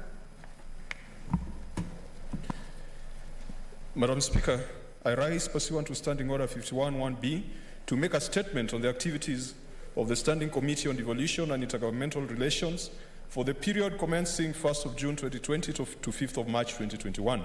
And Madam Speaker, it's quite a dated statement. Madam Speaker, during the period under review, the committee held a total of 30 sittings and considered various matters. Let me commence by reporting on the statements assigned to the committee.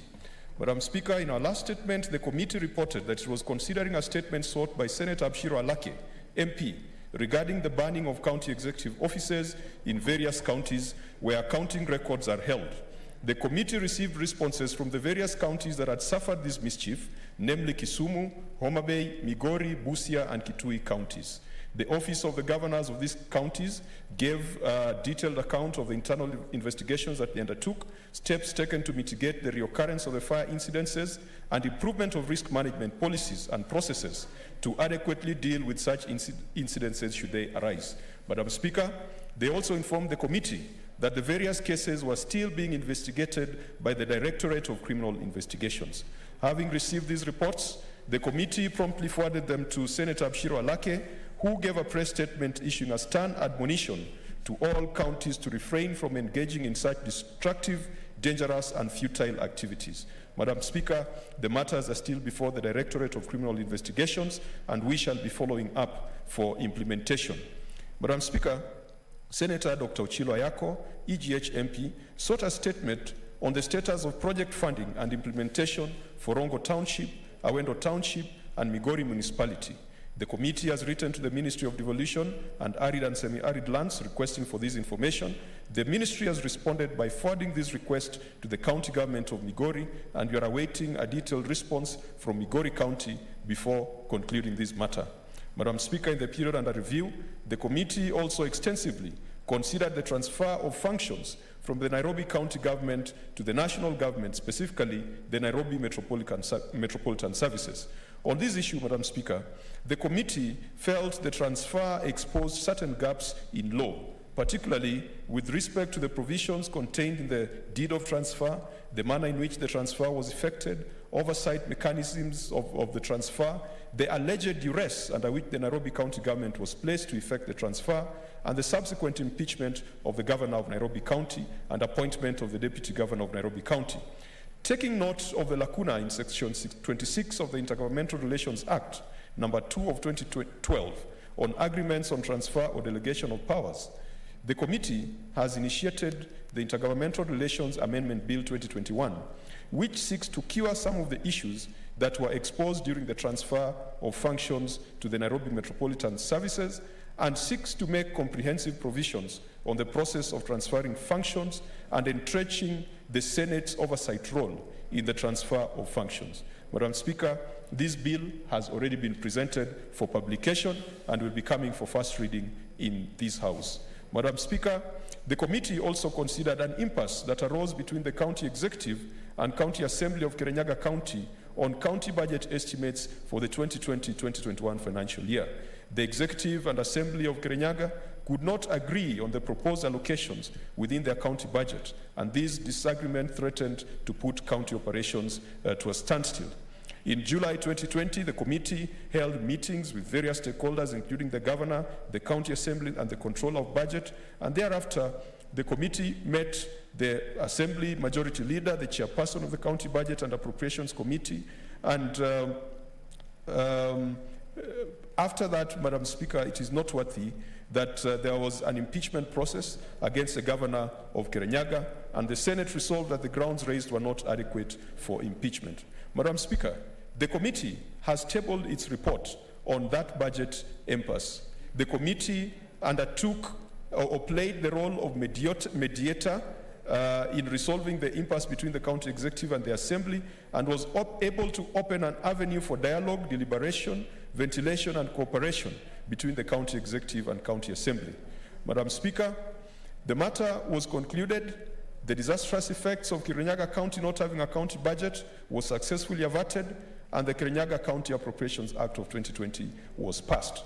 The report of the committee captures various important issues, but more specifically, what happens when an assembly rejects a governor's memorandum, and secondly, what will be the threshold for the county assembly to alter the budget as presented by the county executive. Madam Speaker, as you are aware, also assigned to this committee in November 2020 is a petition on the boundary dispute between Kisumu, Siaya, and Vihiga counties by the Abanyore community. Madam Speaker, the committee has held extensive hearings, especially from the petitioners and the Abanyore community, led by the chief petitioner, Mr. Nashon Ogana. We have also listened to the governors of the counties that have been named, that is Kisumu, Siaya, and Vihiga, and also the Interior Ministry. Madam Speaker, this matter is very sensitive. Parliament has been petitioned twice in the past over this issue, and the committee has received further input from the National Land Commission, and the committee is in the process of writing its report, which it shall bring back to the House in compliance with the 60 days that you ordered, Madam Speaker. In addition, the committee has fulfilled one of its core mandates that in line with the standing orders as a committee that considers all matters relating to management of county government, cities, towns, and urban areas. Madam Speaker, the committee has considered the petition from Nakuru County or to upgrade Nakuru municipality to Nakuru City.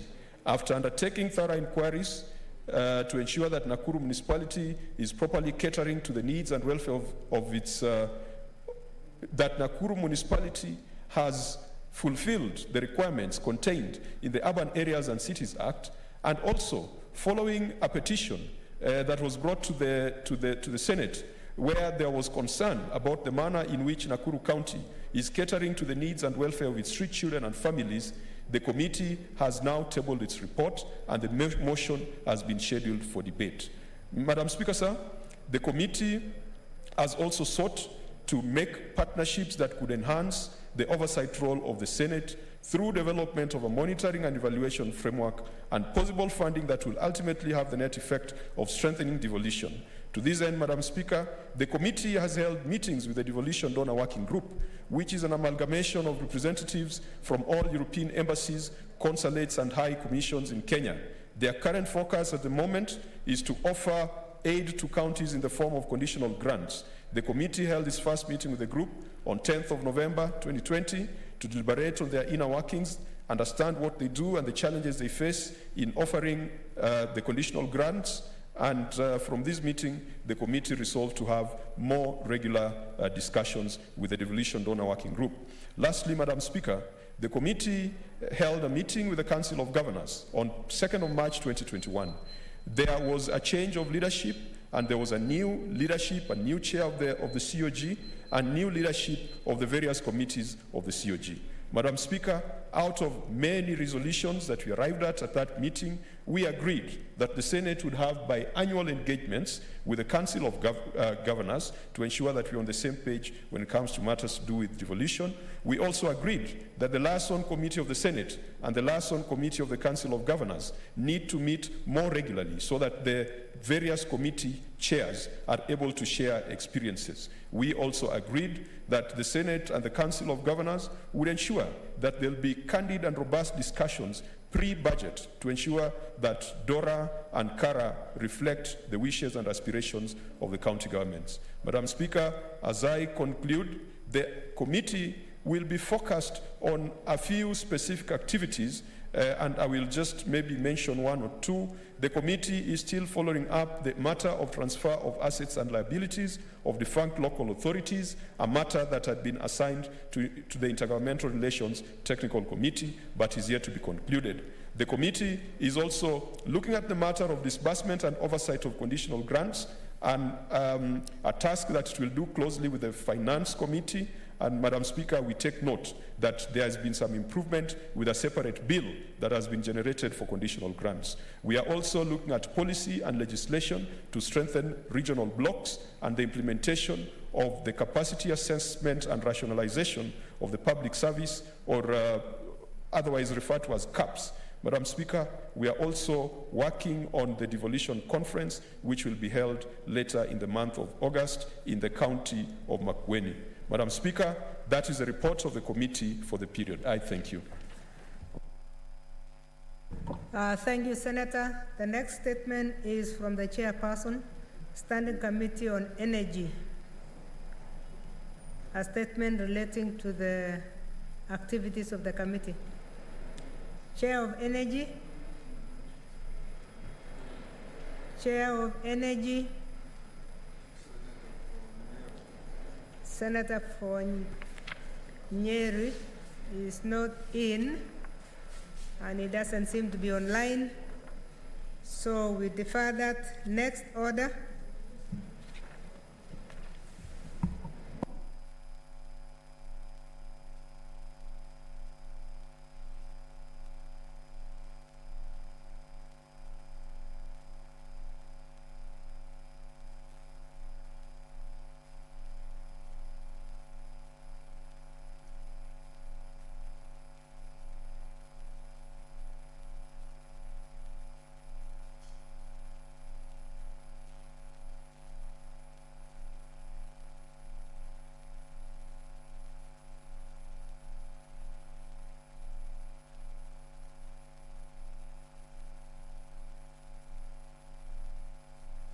Honorable Senators, order number 8 is a division at the division stage, so we'll defer that for convenience of the House. Next order. Order number 9, the Wildlife Conservation and Management Amendment Bill, Senate Bills number 30 of 2020, second reading, resumption of debate. Thank you, Honorable Senators. The bill had been proposed, seconded, and the first member to contribute is Senator Zani Agnes Philomena.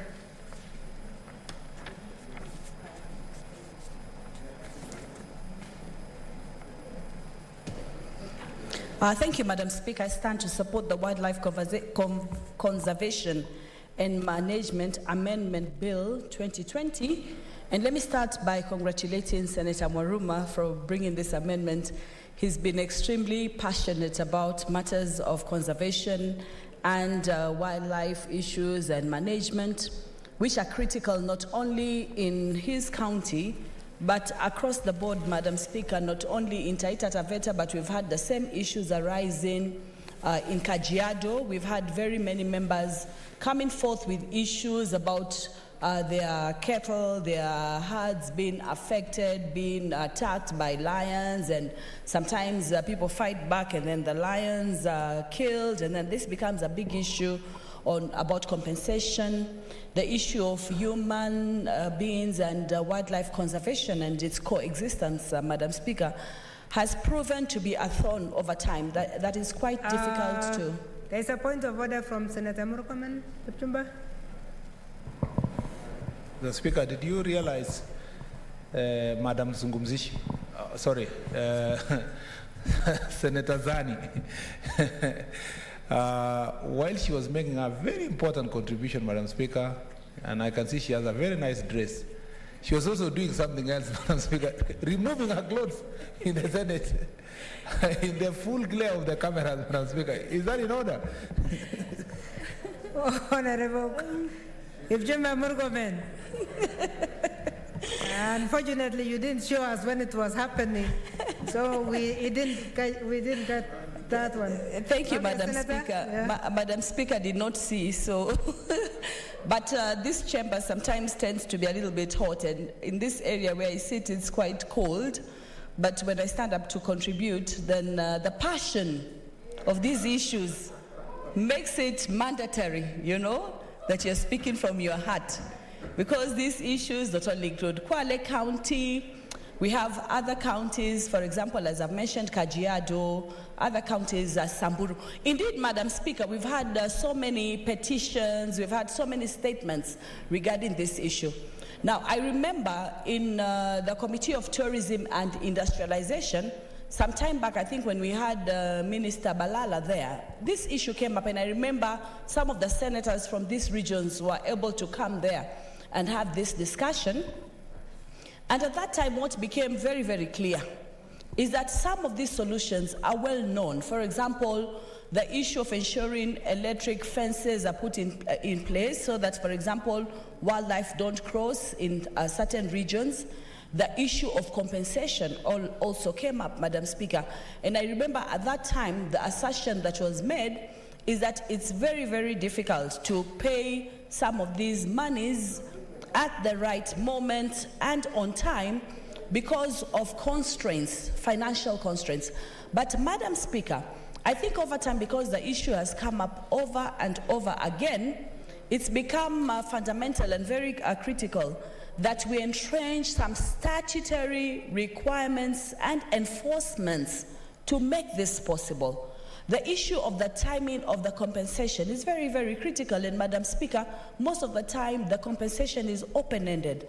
You find that if a certain allocation has been put into place, and there are specific allocations that are also stipulated in this particular bill, for example, in the case of death, 5 million shillings, in the case of injury or disability, 3 million shillings, in the case of any other injuries, a maximum of 2 million shillings, etc.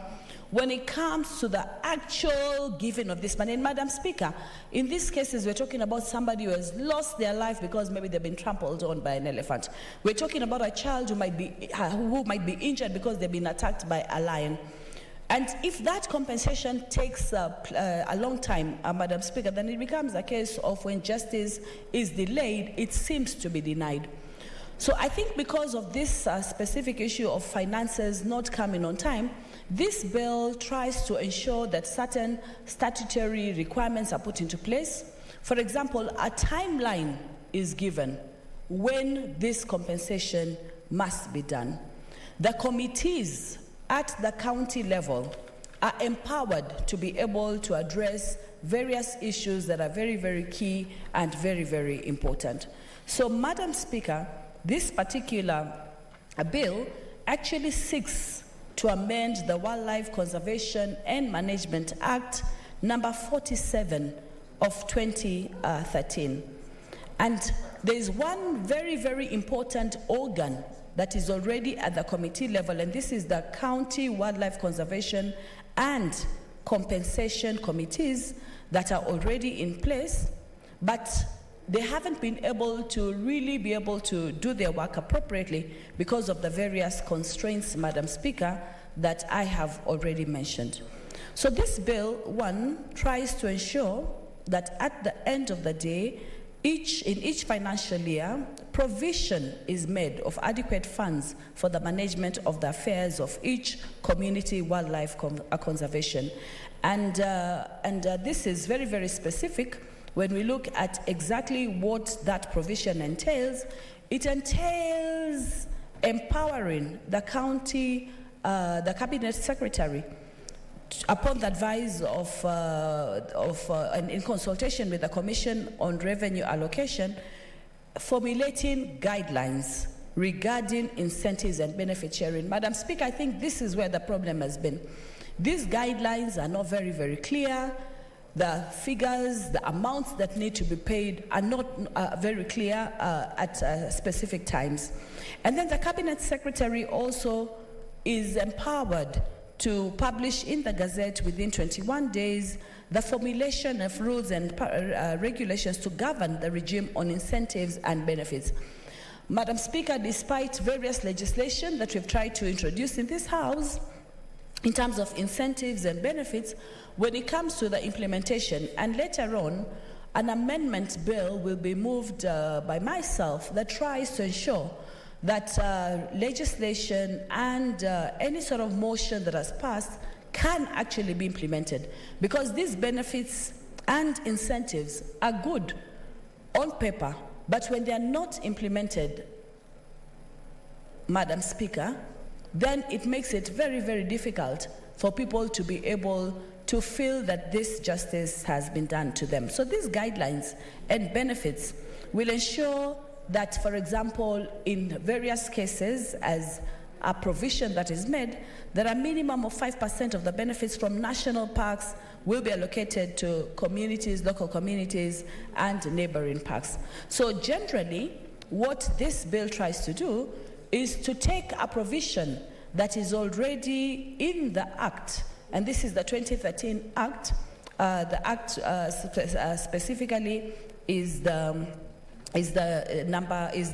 number 47 Act of 2013, in which specifically these specific guidelines have been given, but because these haven't been entrenched, what Senator Mwaruma proposes to do in this bill is to ensure that the Cabinet Secretary shall, as the case may be, in each financial year, provide adequate funds. And Madam Speaker, this is very, very key. This responsibility is given to the Cabinet Secretary to ensure that these funds are put into place. I think in the other legislation that has been there, it's been very generalized, but this bill seeks to give specific responsibility. In fact, in other amendments that are made in this bill, Madam Speaker, there's an amendment to change the word government to Cabinet Secretary, because in most of the writing of the Act, the reference is to government. And I think in Senator Mwaruma's assertion and analysis, this is very general. And by changing it from government to Cabinet Secretary, a specific responsibility is given. And this is done at the introduction of 21A, which gives these sort of powers to the Cabinet Secretary, and later on page 812 of this bill, especially at clause 76, the specific provisions and regulations for doing this are put into place. Madam Speaker, again at 21A, very, very key, the issue of ensuring that compensation required to be paid under this Act is undertaken within 12 months of a determination by the respective Community Wildlife Committee. And at page 118 of this document, at 25, the specific provisions of doing this have been put into place. That one, this Community Wildlife Conservation Committee will cease of the plea or of the request that is being made to it for them to particularly address a particular compensation that has to be put into place. Then after they have come up, or after they have realized that this particular claim has been launched, then the County Wildlife Conservation Compensation Committee, which is established already, we will, upon verification, submit the claim to the Cabinet Secretary together with its recommendations thereof. And then the various recommendations thereof are given, and I mentioned these earlier, in terms of compensation if it is an injury from wildlife. But if that compensation is towards, for example, damage of crops, livestock, and other property, then also consideration will be made, and then some sort of compensation will be given and put into place. This is very, very critical, and I think what this is bringing in is the element of the time frame. At least, and here we have to also be very clear that within 12 months does not mean at 12 months.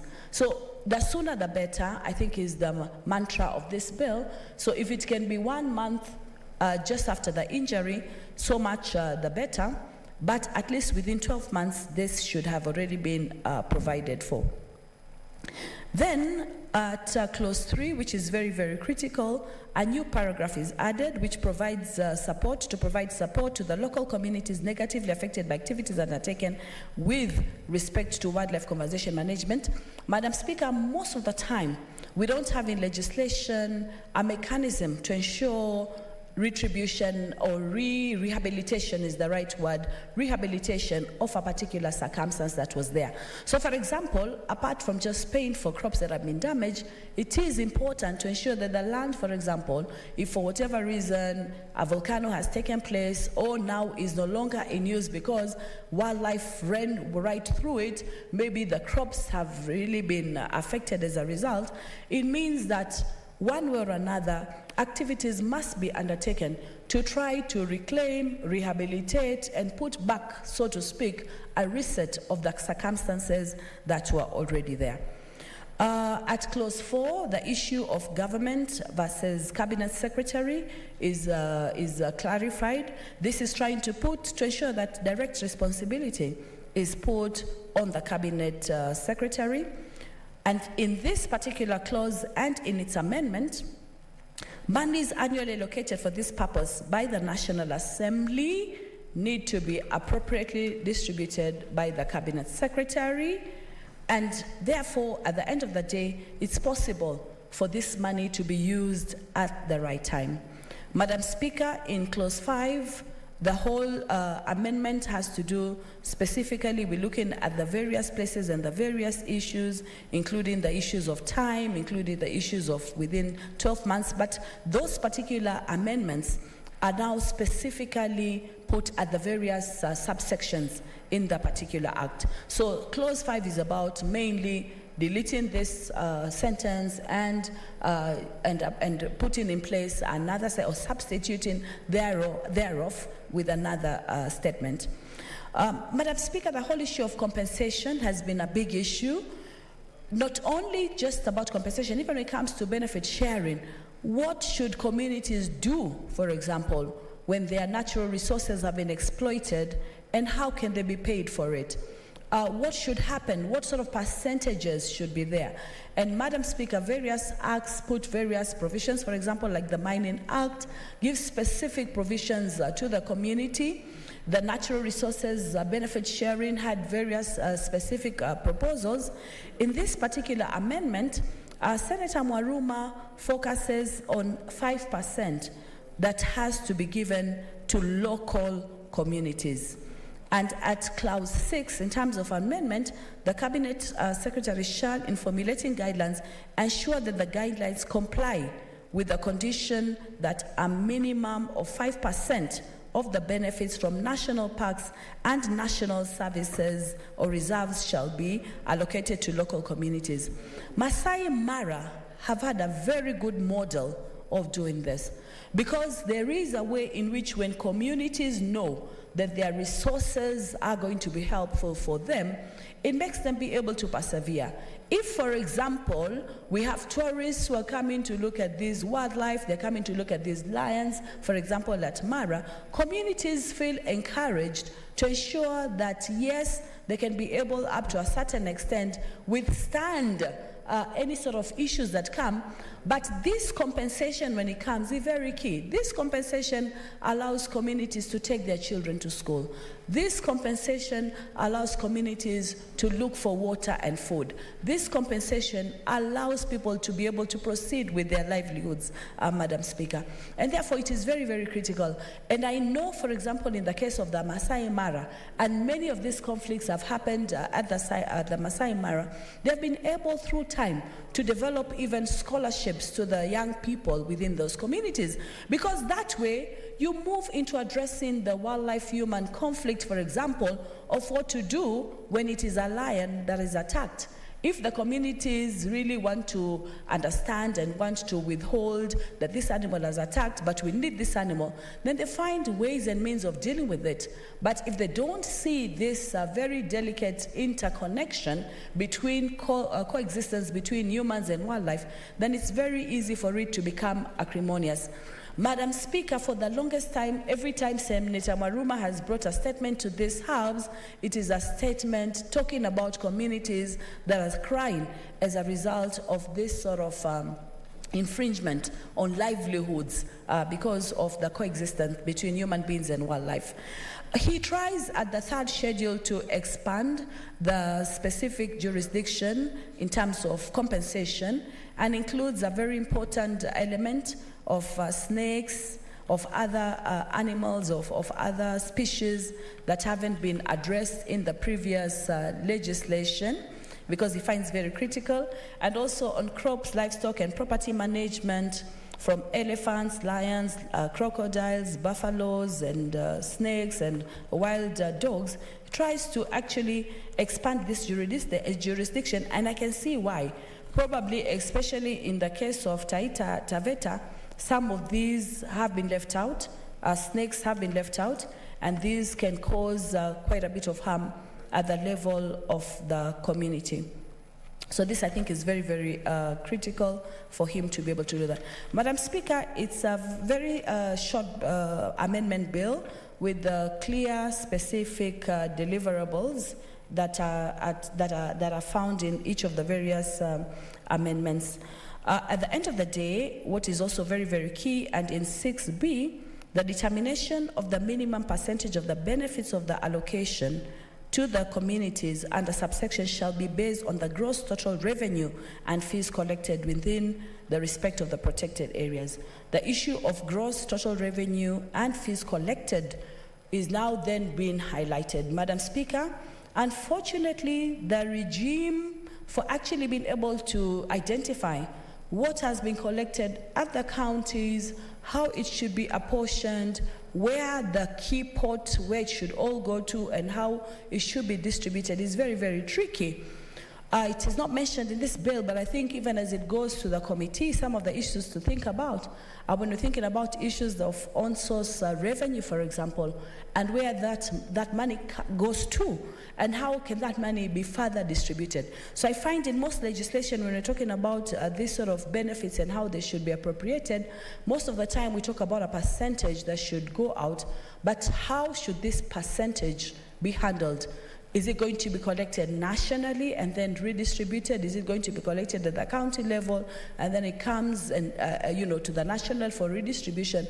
Or is there a way, because this is a specific area that I think Senator Waruma is trying to say, that these resources and these revenues that are collected, if a certain percentage can be left to be used at source, because already the Mother Act, the Key Act, the Principal Act already puts into place in each of the counties the Community Wildlife Conservation Committee.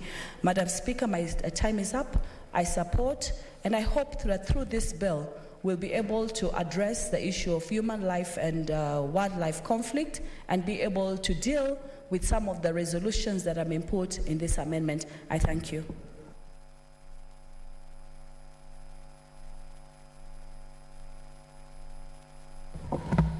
Senator Wetangula.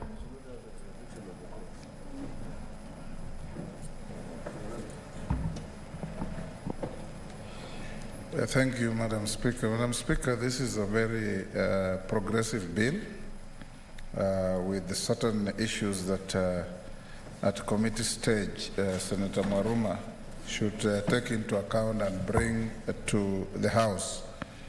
Madam Speaker, wildlife-human conflicts have been increasing every year.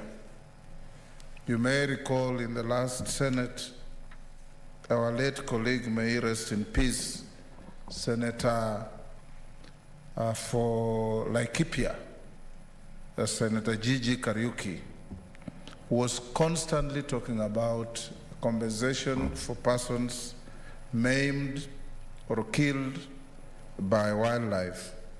Some were, in fact, all families were rendered destitute by wildlife destruction of not only their crops, but even their possessions like houses.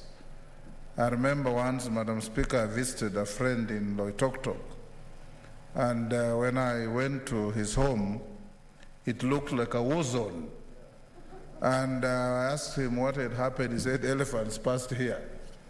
And they had destroyed everything, pulled down his house, destroyed his entire banana plantation and the crops that were there.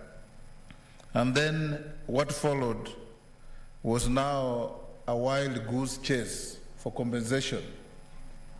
People get injured at ages of 30, 35, and live to die at 60, 70 without being compensated. And that's why this bill is so important, Madam Speaker, that it's creating a time constraint for the compensation committees at the county level, national level, to ensure that people get compensated when they suffer from attacks from wildlife. Madam Speaker, when you look at the management of our national parks and game reserves, I think it's also important that we voice our concern in the manner in which the wardens who manage these parks also fail to control the movement of wildlife. We know the wildlife is there, we know some of the animals are dangerous, and we know they can move out of the parks. Consequently, Madam Speaker, we have a duty as government to make sure that unless it's under very extraneous circumstances, animals are confined in the parks and reserves so that they don't go out to attack people. Equally important, Madam Speaker, is situations where human beings also stray into the habitats of animals and then get those problems. Now, Madam Speaker, looking through this bill, I see one big omission by Senator Mwaruma, that he's set out very well the compensation process and the committees that deal with compensation, the County Wildlife Conservation and Compensation Committees. But he says nothing about the attempt by the Act is amending in ousting the jurisdiction of courts. Madam Speaker, under our Constitution, any person has the right to seek justice in courts of law. And in many cases, Madam Speaker, you'll find that these compensations set by these committees are so meager that they cannot adequately compensate families that have lost loved ones, or cannot adequately compensate families that have lost their property. In which case, an aggrieved person must be given the right and opportunity to elect to take the avenue of an ADR, which is created here, alternative dispute resolution, by not going to court and receiving what is offered. Because it's not a case, you don't go there to argue a case. They sit, assess, and tell you you are entitled to 10,000 for your broken legs. But if you are then not satisfied with the decisions of these committees, you reserve your right to go to court and fight. That I was working at Amjengo where my tools of work depended on my able body, my hands, my legs functioning. An elephant has destroyed me. And there's no way 10,000 compensation for my destruction can compensate the loss I've suffered to feed my family, to vend for those who depend on me. So you go to court, and the court will now assess your lost earnings. And lawyers like my distinguished colleagues Mutula and Cherage will tell you. Then the court will assess and yourself, Madam Speaker. The court will assess your lost income, multiply to the level of where you would have retired under ordinary circumstances, and compensate you. This is lost in this bill.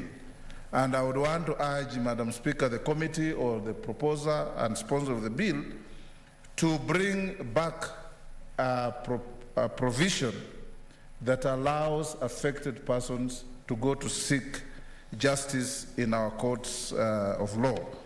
Madam Speaker, also the issue of insurance of our wildlife and game parks. Now that a bill like this, Madam Speaker, is expanding the levels of compensation to cover, I'm amused to see that Senator Mwaruma wants a compensation from attacks by wild pigs. Wild pigs, if they're the ones we know, Madam Speaker, when they say human being, they run as fast as they can away from the human being. I don't know where the wild pigs attack people, but he's put it here. Maybe it has happened in Taita Taveta from his experience. But when you look at now this wide net of animals that are dangerous, attack people, and require compensation, including poisonous snakes, dangerous snakes. I don't know the difference between poisonous snakes and dangerous snakes. I think I think they should be the same. Sharks, stonefish, whales, stingrays, wild pigs, buffaloes, and all the other animals that are already in the Mother Act.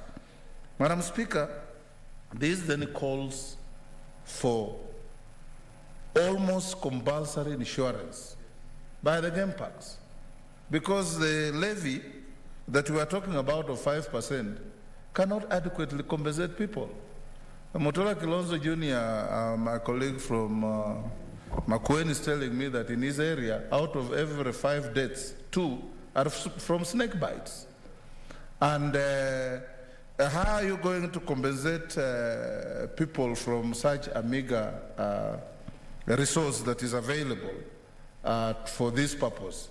So we need insurance so that insurance and reinsurance can then take and foot the bills of compensation when we have this kind of situations. And I think Senator Mwaruma will be guided to propose that insurance, in fact, be mandatory for all these game parks, game reserves, conservancies, and so on. We have seen cases, Madam Speaker, you remember the case 3 years ago, where a Japanese tourist in Naivasha was excitedly taking pictures of a hippo. And the hippo sprang from water and sliced her into pieces, killing her instantly. That kind of tourist compensation is heavy. And you cannot expect that, in fact, the 5% levy that we're talking about will not be adequate to compensate one such tourist if they come from those big families with massive wealth that we know of, because insurance is a very complex process. Madam Speaker, as I support the bill, I want to say 1 or 2 things that concerns also wildlife and the management of our game parks.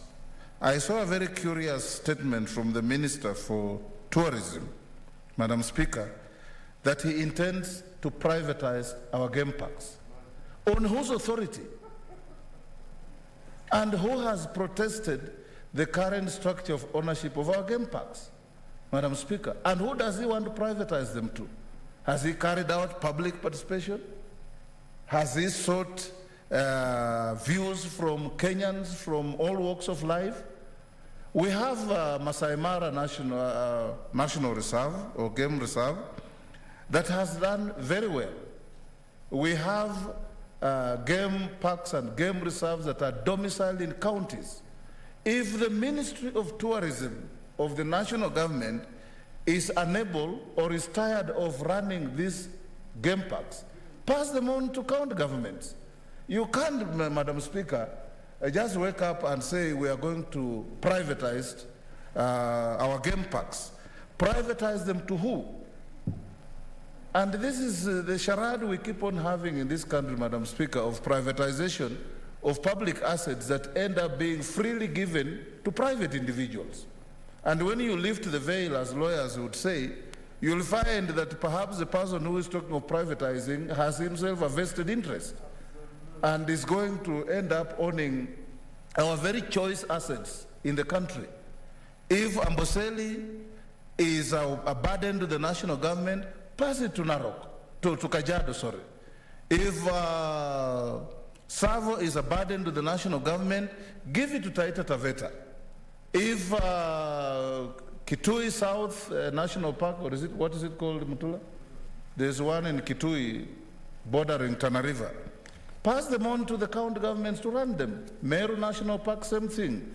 Kora, same thing. The one in Samburu and in Laikipia Conservancies and the open fields where people go and enjoy. If you can't man them, give them the county governments. But we can't just, Madam Speaker, be excited about this idea of privatization when we know that what we privatize is already not working.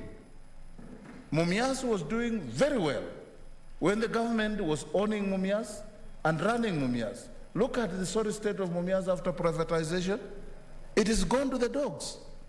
And many others, we can cite all of them, Madam Speaker. So I want to caution my good friend, Minister Balala, that he should not embark on a misadventure that will lead him into difficulties, because we will not, as a House of Parliament that protects counties and their governments, in which these public assets are domiciled, we will not allow him to embark on an adventure that is going to disenfranchise the people where these facilities are located. If anything, Madam Speaker, he should be bringing up policies on revenue sharing. Kajiado has been crying for a share of Amboseli. Taita Taveta has been crying for a share of the proceeds from Savo. In fact, when you go to Taita Taveta, they tell you, Madam Speaker, that the only available space for the locals in Taita Taveta is about less than 1/3 of the county, and is on the hills. The rest is either Savo East, Savo West, or some big ranches, or some big plantations, and the people, you find people squeezed in small places, in small markets. Instead of growing as towns, they're growing as slums because there's no space. So if the government wants to give away our public assets, bring that to Parliament, this House will debate, this House will arbitrate, and this House will advise that pass those assets to the locals so that they can benefit from them. Madam Speaker, I beg to support. Thank you, Senator. Senator Sherargei Samson.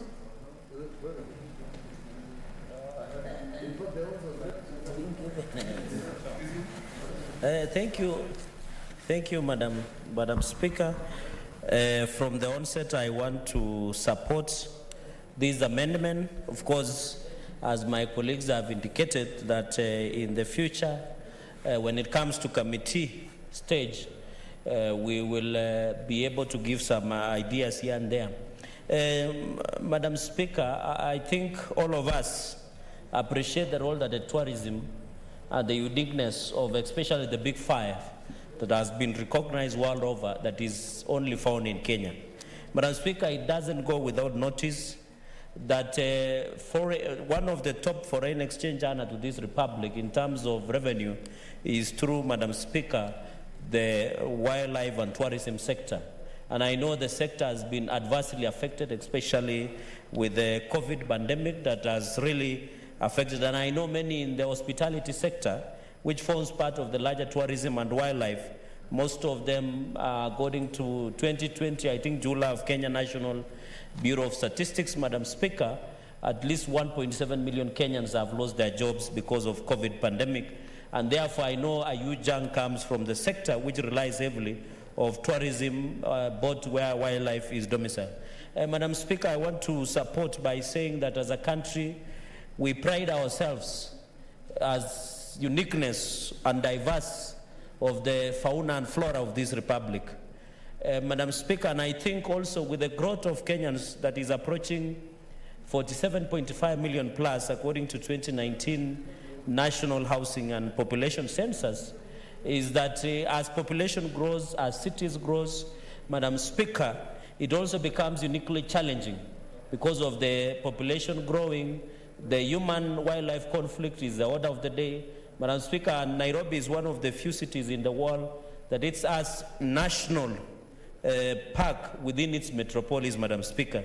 And therefore, I think it is well put by the Senator Mwaruma, and I want to appreciate that this is very unique. And I want to say, even in Nandi, we also have wildlife, and of course there is a wildlife called marshback.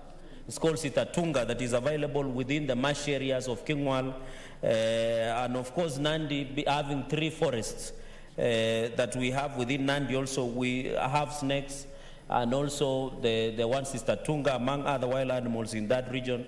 And I think I agree with Senator Mwaruma that it was timely that we should have this. Madam Speaker, the only issue I want to agree is this issue of 12 months. I think what should be happening when the process, and my senior colleague has argued on this, is that we need to reduce the timeline of assessment or the matter. If it is not even appeal, I don't think it should go beyond 12 months. My own opinion, we should make it as soon as possible, 6 months, so that the dependents and beneficiaries, you can imagine the horrific experience they will have to undergo through for the 12 months. So, Madam Speaker, I think we agree that the legal process or judicial process is cumbersome and litigious, but we should find a way, because it is based on assessment, that if there is post-mortem results, assessment and investigations that have been done by the Kenya Forest Service and other agencies, Madam Speaker, I think the payment should be prompt. Especially, you can find if it was a breadwinner, Madam Speaker, and therefore, if the breadwinner, and you can imagine if the beneficiaries have to stay out of school or to stay out of food for that long, or any other basic needs, Madam Speaker. Madam Speaker, on the second point that I wanted to comment is on the local community support. I think I agree on this issue of local content, Madam Speaker. This issue of natural resources has been a thorny issue, not only in wildlife sector, but even the oil. You remember the issue of Turkana, Madam Speaker, where the community had to go to the streets, had to demonstrate. And I want to appeal to the formulators of policy that in the issue of resource sharing and the local content, this one of supporting the local communities, Madam Speaker, if you give the necessary support the local communities like the hospitals, social amenities, I can tell you, Madam Speaker, you will not need to put an electric fence around those national parks or wild game parks. If the communities know the value of having that animal there, Madam Speaker, by ensuring that we give them the necessary support. And I remember the Turkana issue of Tulo oil, the people had to go to streets so that the justice can be given. Even on the issue of minerals, even in the coastal region, Madam Speaker, I wish the Ministry of Wildlife should concentrate. And I want to ask CS Balala, I know he's busy, he's banning importation of rare animals and exportation of animals and what have you, privatization, but I think he should just concentrate on basics first. We need basics. If we can work and ensure that the local community committees function and these people are given necessary support, like water, Madam Speaker, like social amenities have indicated, let us start from the basics. Let us not worry about whether this species has been imported or exported, whether privatization is not. Let us just allow the people to own the animals that belong to them, Madam Speaker. And it is so important for the development of this country, Madam Speaker. Secondly, Madam Speaker, I want to go to the issue of the Wildlife Endowment Fund. I think it is timely. And I'm happy that most of the issues have been captured But of course, we agree that wildlife security operations, we agree that poaching issues has been a problem in this country, where the wild game has been killed for export. They are being told they are used for medicinal value or cultural values and what have you, and exported. I think I agree that we need to be very careful, especially on the poaching, because some of the animals that we have in this country, Madam Speaker, are so rare that we need to see, like the issue of was it white rhino or white elephant, where it was so unique. We should also, I think my proposal is we should also have a lab. I think, Senator Maruma, you can include, so that we can even procreate some of the rare species. You can imagine if we have, for example, an elephant that is rare, or the one I saw in Northeastern, the giraffe, that is an albino. I hope I'm using the correct word. We can get those rare species. We can get a specific, even in partnership with KEMRI, Kenya Medical Research Institute, the ISIPE International Center for Other Control, Madam Speaker. I think in the addition of functions of endowment fund, let us have a way of procreating and protecting specific species being provided under endowment fund. They can just partner with KEMRI. We have Kenya Forest Service. They can also partner with other agencies to ensure we don't only lose these species, and also we ensure, you know, Madam Speaker, with the expansion of pollution, environmental degradation, soil erosion, there is a way we need to protect some of these ecosystems by having a proper laboratory where we keep some of these species and ensure even some of the seeds that belong to specific ecosystem. But I agree, Madam Speaker, that this is Madam Speaker, the second point I wanted to make is that we have seen that people, and you remember there was a "You Cry" where in Masai Mara and private investor was allowed to develop an hotel on the path of the movement of the wild beast during the I think it was called the Wonder, the 7th wonder of the world. And I think, Madam Speaker, we should also agree, if somebody is supposed to develop within the wild park or the national park, there should be proper regulations, Madam Speaker. We can't just be building resorts and hotels within the park without fear of interfering with the ecosystem and the flora and the fauna of that specific place, Madam Speaker. And I think the Ministry of Wildlife, the Ministry of Tourism must come and tell us, must be able to tell us these resorts. And of course, it says this without prejudice, Madam Speaker, because I know there could be colleagues who have hotels and resorts within the wild game parks. But the point should be made that even if the approval, let us look at interference of the ecosystem of that particular animal. The third point, Madam Speaker, I wanted to comment is on the wildlife compensation scheme. I think I have indicated there that in the wildlife compensation scheme, Madam Speaker, is that we need to be efficient, we need to be prompt, and I think there should be a way. I don't know how, Senator Maruma, you can develop on this. We have a reporting mechanism. I don't know how you will amend so that we have reporting mechanism, Madam Speaker, so that we are told how many people died, for example, in Makueni because of snake bites. How many was it paid out? So we should have a reporting mechanisms. Should it be devolved to county assemblies? Should it be ensured that we go into the future with that, Madam Speaker? That is what I want to appeal. And then there is a cross total, and also we should be able to tell, for example, Masai Mara. For example, I can see the kingpin of the man. Senator Ledama is in the house. The issue of collections, Madam Speaker, we need to be told. By the way, I've sat briefly in Sipike, and the county government of Narok could not even explain how much are they collecting from Masai Mara. So we need to have a reporting mechanism. How much has been compensated? How many Kenyans were killed by the wild animals? I don't know how Senator Maruma can come up on reporting mechanism going into the future, Madam Speaker. Madam Speaker, on the final point I wanted to make is on the issue of the compensation. Madam Speaker, I've seen somewhere that my colleague is promoting compensation for personal injury or death or damage to property. I would wish that in the case of 5 million shillings, it should be the minimum. I wouldn't want us to put the figure to maximum of maybe, so that the courts have the discretion, Madam Speaker, during the assessment. Because every case by case basis, so that we don't say it is 5 million. Let us maybe during the committee of the whole, and we can amend and say 5 million and maybe add something as the courts or the judicial mechanism deals with, so that the courts are not restricted to 5 million, because you never know the extent of the damage or what happened or what the negligence of the. So I think that one, Madam Speaker, on the issue of course, I agree the issue of permanent disability. I think 2-3 million is a little bit too low. I think it should be left to the case by case, but you can just say minimum of 5 million and allow the courts to have that, and then also the injury. Madam Speaker, I would have expected to see something about psycho support, where we have counseling. You can imagine you only compensate that person 3 million. Madam Speaker, my proposal would be, even if we pay, we must provide something like trauma centers, something to provide counseling. You can imagine the horrific that you have encountered, the dangerous or the poisonous snake.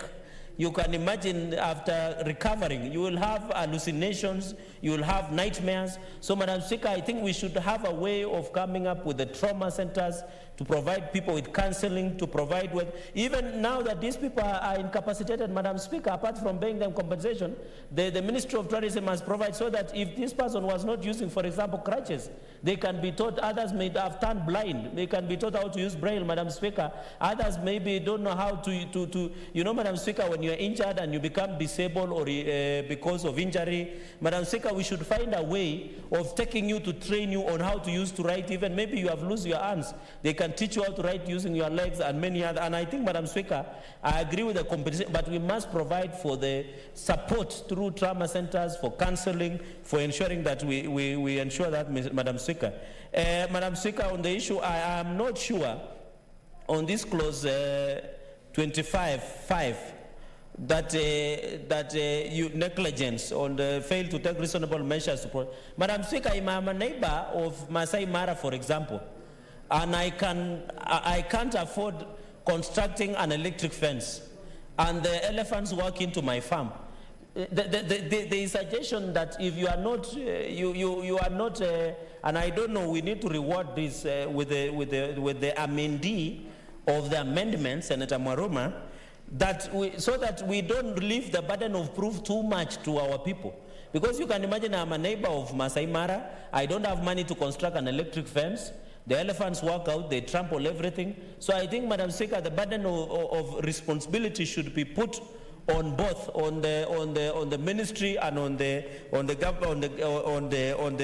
individuals, Madam Speaker.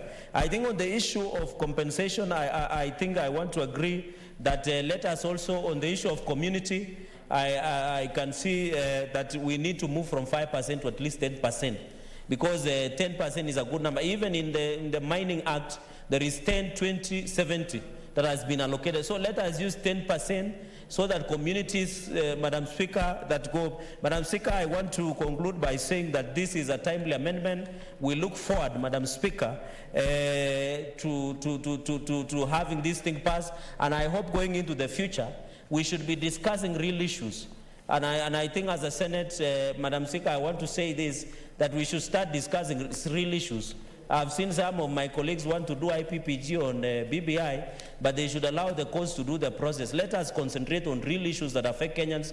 If you compensate somebody in Makueni, it means a lot. If you compensate somebody in Taita, it means a lot, as opposed as to chasing the wind that is irrelevancies to this. Madam Speaker, I thank you and I support the amendment and look forward to introducing a few amendments in consultation with the Senator Maruma, and commend Maruma for this brilliant amendment and hope to see into fruition. I thank you, Madam Speaker. Thank you, Senator. Senator Kilonzo Mutula Jr. Thank you, Madam Speaker, for the opportunity. One, we share a border with Taita, so the problems we have are theirs. The elephants that are moving around aimlessly and freely from Savo, east and west, are affecting our people similarly, Madam Speaker. The problems that the people of Taita are facing are not any different. But unfortunately, the people of Taita Taveta have possibly the best tented camps, lodges, where tourists are spending a lot of money. And yet it becomes very difficult, Madam Speaker, for them to get compensated. Madam Speaker, allow me to highlight the principle. Kenya is making I have a letter from the CS that suggests that the parks are giving 9% to the GDP, contributing up to 9%. My own impression is that it could be more, but even 9% is enough. Now, these animals are living amongst people, but it becomes so difficult, extremely difficult, and I wanted Senator Cherargei to hear this. It becomes extremely difficult to compensate people when they're injured by wildlife. There was a petition in 2014 on the collections by Masai Mara that came to the Finance Committee. Masai Mara is collecting money in the tunes of billions in dollars, which money forms part and parcel of their own source revenue. Senator Wetangula is right. Instead of Najib Balala, and I still wonder, it's only the president who understands Balala. I don't understand the fellow. I don't understand this fellow at all. When 10 rhinos died in Savo, he said he's only responsible to the president. In other jurisdictions, he should have been fired on the spot. When a person suggests that you privatize a park, what is this fellow talking about? Does he live in this country? These parks are in counties. If you were to ask Taita Taveta County what they should do with Savo, that park should go to the Savo or to Taita Taveta County, so that they collect the money that he doesn't want to collect. Or Masai Mara, or Isiolo, or Samburu, or Marsabit, where we have beautiful parks.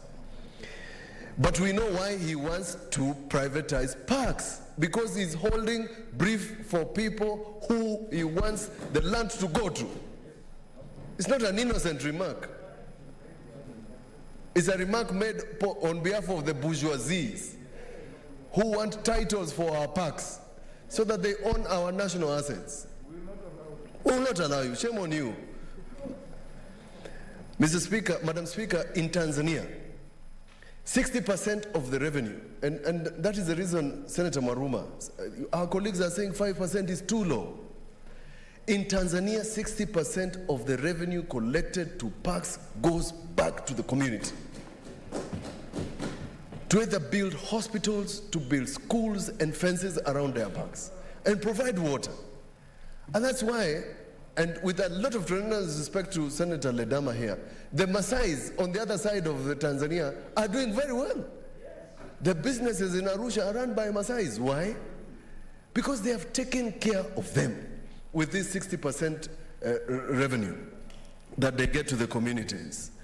So, Senator Maruma, instead of proposing in the first clause about adequate funds, I can tell you, it's not a question of adequate funds. Every year, the National Assembly puts money in the Ministry of Tourism for paying compensation. This financial year alone, there's about 600 million. But because of incompetence of somebody who I will not mention again, that money is never paid out. So Senator Wetangula asked a very fundamental question. A child who would have become a lawyer and engineer is trampled upon by an elephant. There's an elephant in Mtitwande we call Mwanzia. It comes out of the park every day at 5 p.m. We call it Mwanzia. It walks around. It tramples upon a child who would have become an engineer and a lawyer. The law says that person should be paid 5 million. If that person had been hit by a car, yours, privately, they'll be paid more because of the multiplier effect.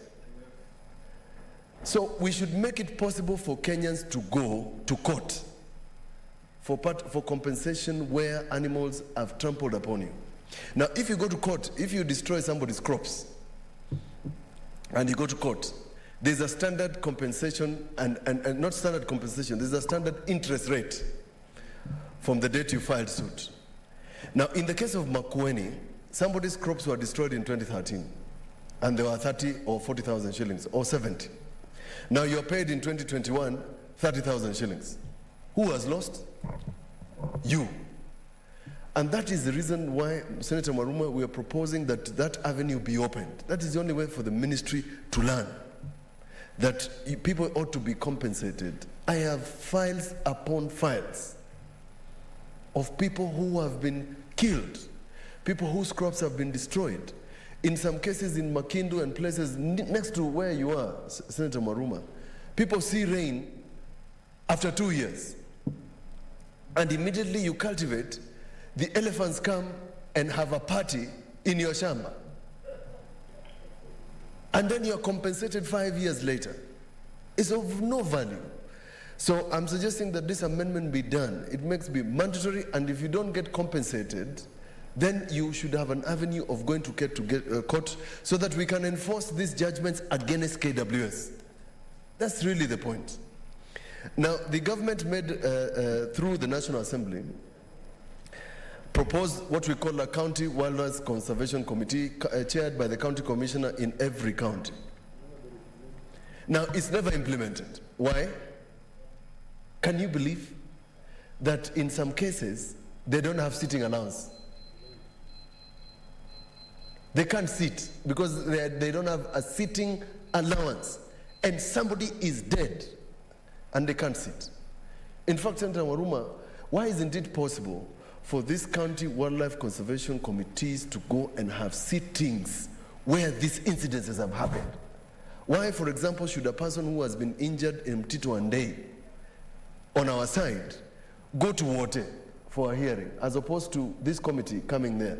In your case, when somebody is in Taita Taveta on the other side, where you have those beautiful lodges, has to come all the way to county headquarters for a hearing. We should make it possible for these sittings to be held where these incidences have happened. So I'm proposing that you have an amendment in clause 21 and clause 3, amendment to section 23, section 24. Senator Wetangula had asked this question, and it's important I say this, and I wish Wambua was here. When it gets very hot in Kitui, they put water outside their doors. They do that because of snakes. Because snakes come into your home. In a place like Mtito and Kadhekani, when you go to sleep, you have to check under the bed, Senator Wetangula. You have to check under the bed or on top, because snake could be possibly hiding there. So there's a reason why Senator Maruma has amended, because the National Assembly then removed snake bites from the schedule. Now, between Voi and Nairobi, Kenyatta National Hospital, there is no hospital that stocks an antidote for venom. So chances of you dying along Mombasa Road are very high because the government does not stock anti-venom. It's done by private hospitals. Some dangerous snakes you die within 3 hours. Yes. They have a child who ended up losing her hand because she was poisoned. By the time she was brought to a hospital in Kilome Nursing Home, it had turned yellow and they had to amputate her.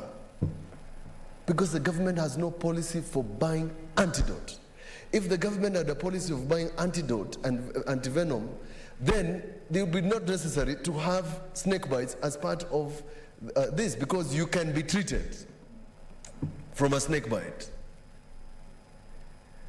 So for now, we must leave it there. Because I said the statistics are out of every 5 people in Makuene and Taita Taveta County, 2 are dying out of snake bites. Poisonous snakes that are hiding, in fact, in some cases, in their homes. There's something we call tourism levy. Other than even this, in addition to all these things, all the lodges in Taita Taveta County, which we visit, and Senator Maruma knows, charge 3% of that fund and transmit it to national government. Some of these funds, in fact, other than an insurance policy, I'm suggesting that you have a fund set aside for money collected by national government from our parks. So in the tourism levy fund, the 3% they collect from Salt Lake, Voi Lodge and others is transmitted to national government. The Finance Committee has suggested in a report tabled by Senator Kibiru that this fund should be collected by county governments. The same way we are saying if Balala and Co are tired of parks, give it to to county government. Let's see how we will manage them. Because I think we have the capacity to manage them. Similarly, it is also possible to ensure that people are paid in less than 12 months. Because you cannot get into Masai Mara without paying. So why should you wait for 12 months? If a rogue lion jumps out of the gates and runs and injures somebody, why should you wait for 12 months? Yet there's a tourist who has flown possibly from Australia just to come and see the beautiful lions that are in Masai Mara. You should ask Senator Ledama how much it costs to sleep in a place called Angama that he loves. $1,000 a night. It's an arm and a leg. And or Kempinski, or a place, the place owned by this Branson. Mahali Mzuri. 120,000 a night. Imagine how much national government is collecting, and they are unable to compensate Kenyans for human-wildlife conflict. In the case of Taita Taveta and Makueni, we have asked them very simple things. If Shadrach Trust can have a fence in Kibwezi and in some parts of Makindu, why is it that national government has been unable to fence its parks to avoid elephants just running around? Now the people in Laikipia have even built a corridor for their migration. You will see it not geo-wild. The elephants have a corridor where they migrate, go to wherever they want to go, and come back at leisure. They still attack you, but you have created a corridor for them to migrate. Secured fence.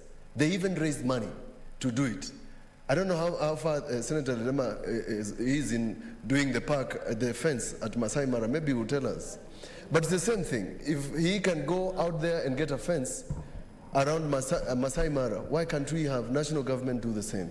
So that we prevent the human-wildlife conflict. And we can do so because we are making a lot of money from these parks. I don't know whether Senator Ledama knows. There are two white rhinos in Masai Mara. One is called Kofi Annan. The other one is called Queen Victoria. Now these two white rhinos are protected by 6 rangers. You know those good gentlemen. I went to the Masai Mara in 2015. I found them there. I went there last year. I found these people. Madam Speaker, and if you haven't gone to see these 2 white rhinos, you take a picture next to them. These people walk around with these rhinos day and night. Whether it's raining or not, they are with these 2 rhinos. And people pay a lot of money just to go and look for them in the bush because they don't live in a fenced area. This money ought to benefit the communities that live around the parks. And that is where the solution Tanzania has found to the human-wildlife conflict.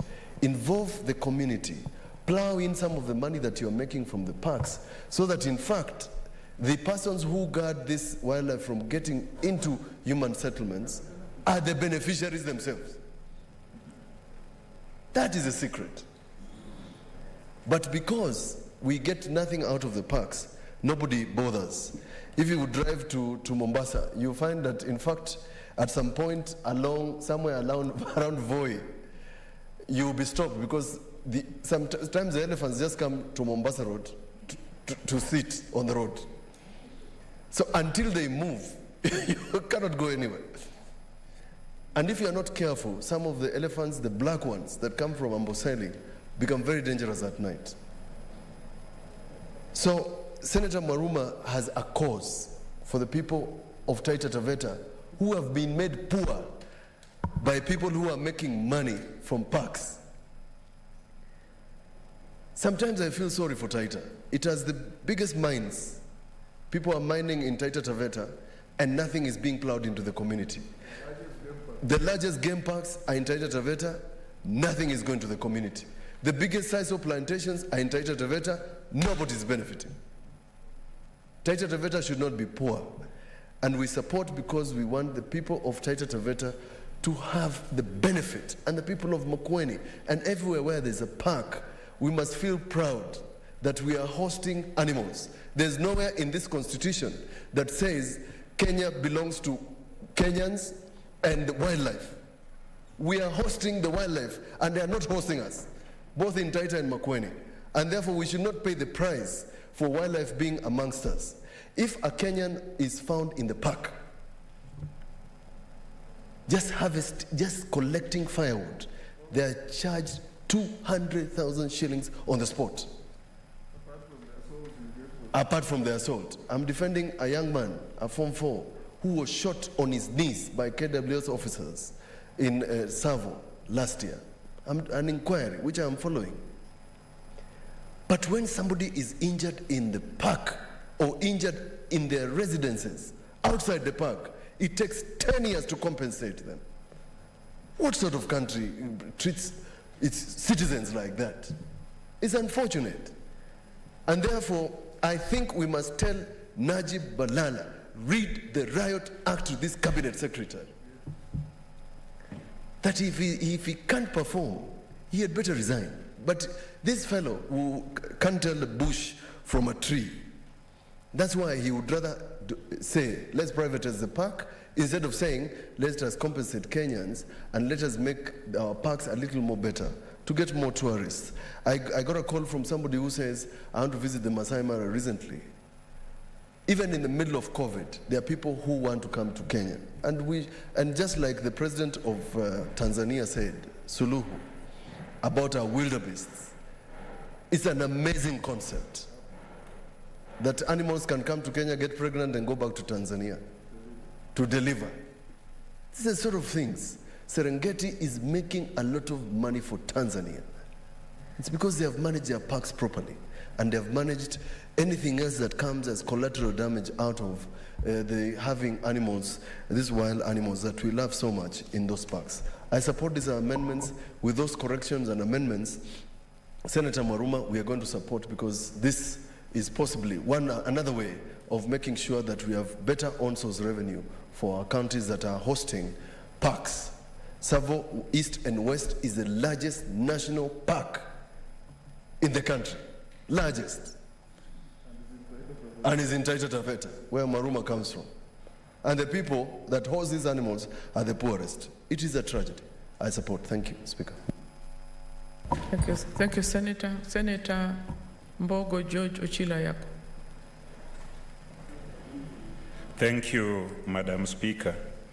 Madam Speaker, I want to support Senator Mwaruma's amendment to the existing law. Madam Speaker, you have noticed that all the speakers are in support of this amendment, and they're in support of improving the relationship between the animals and those affected by their being hosted in their counties. Madam Speaker, I think this is one piece of legislation, the primary one that Senator Mwaruma seeks to amend, that is the one that Karl Marx talked about, that certain pieces of legislation are put in place to exploit others. In fact, this is exploitation of poor Kenyans.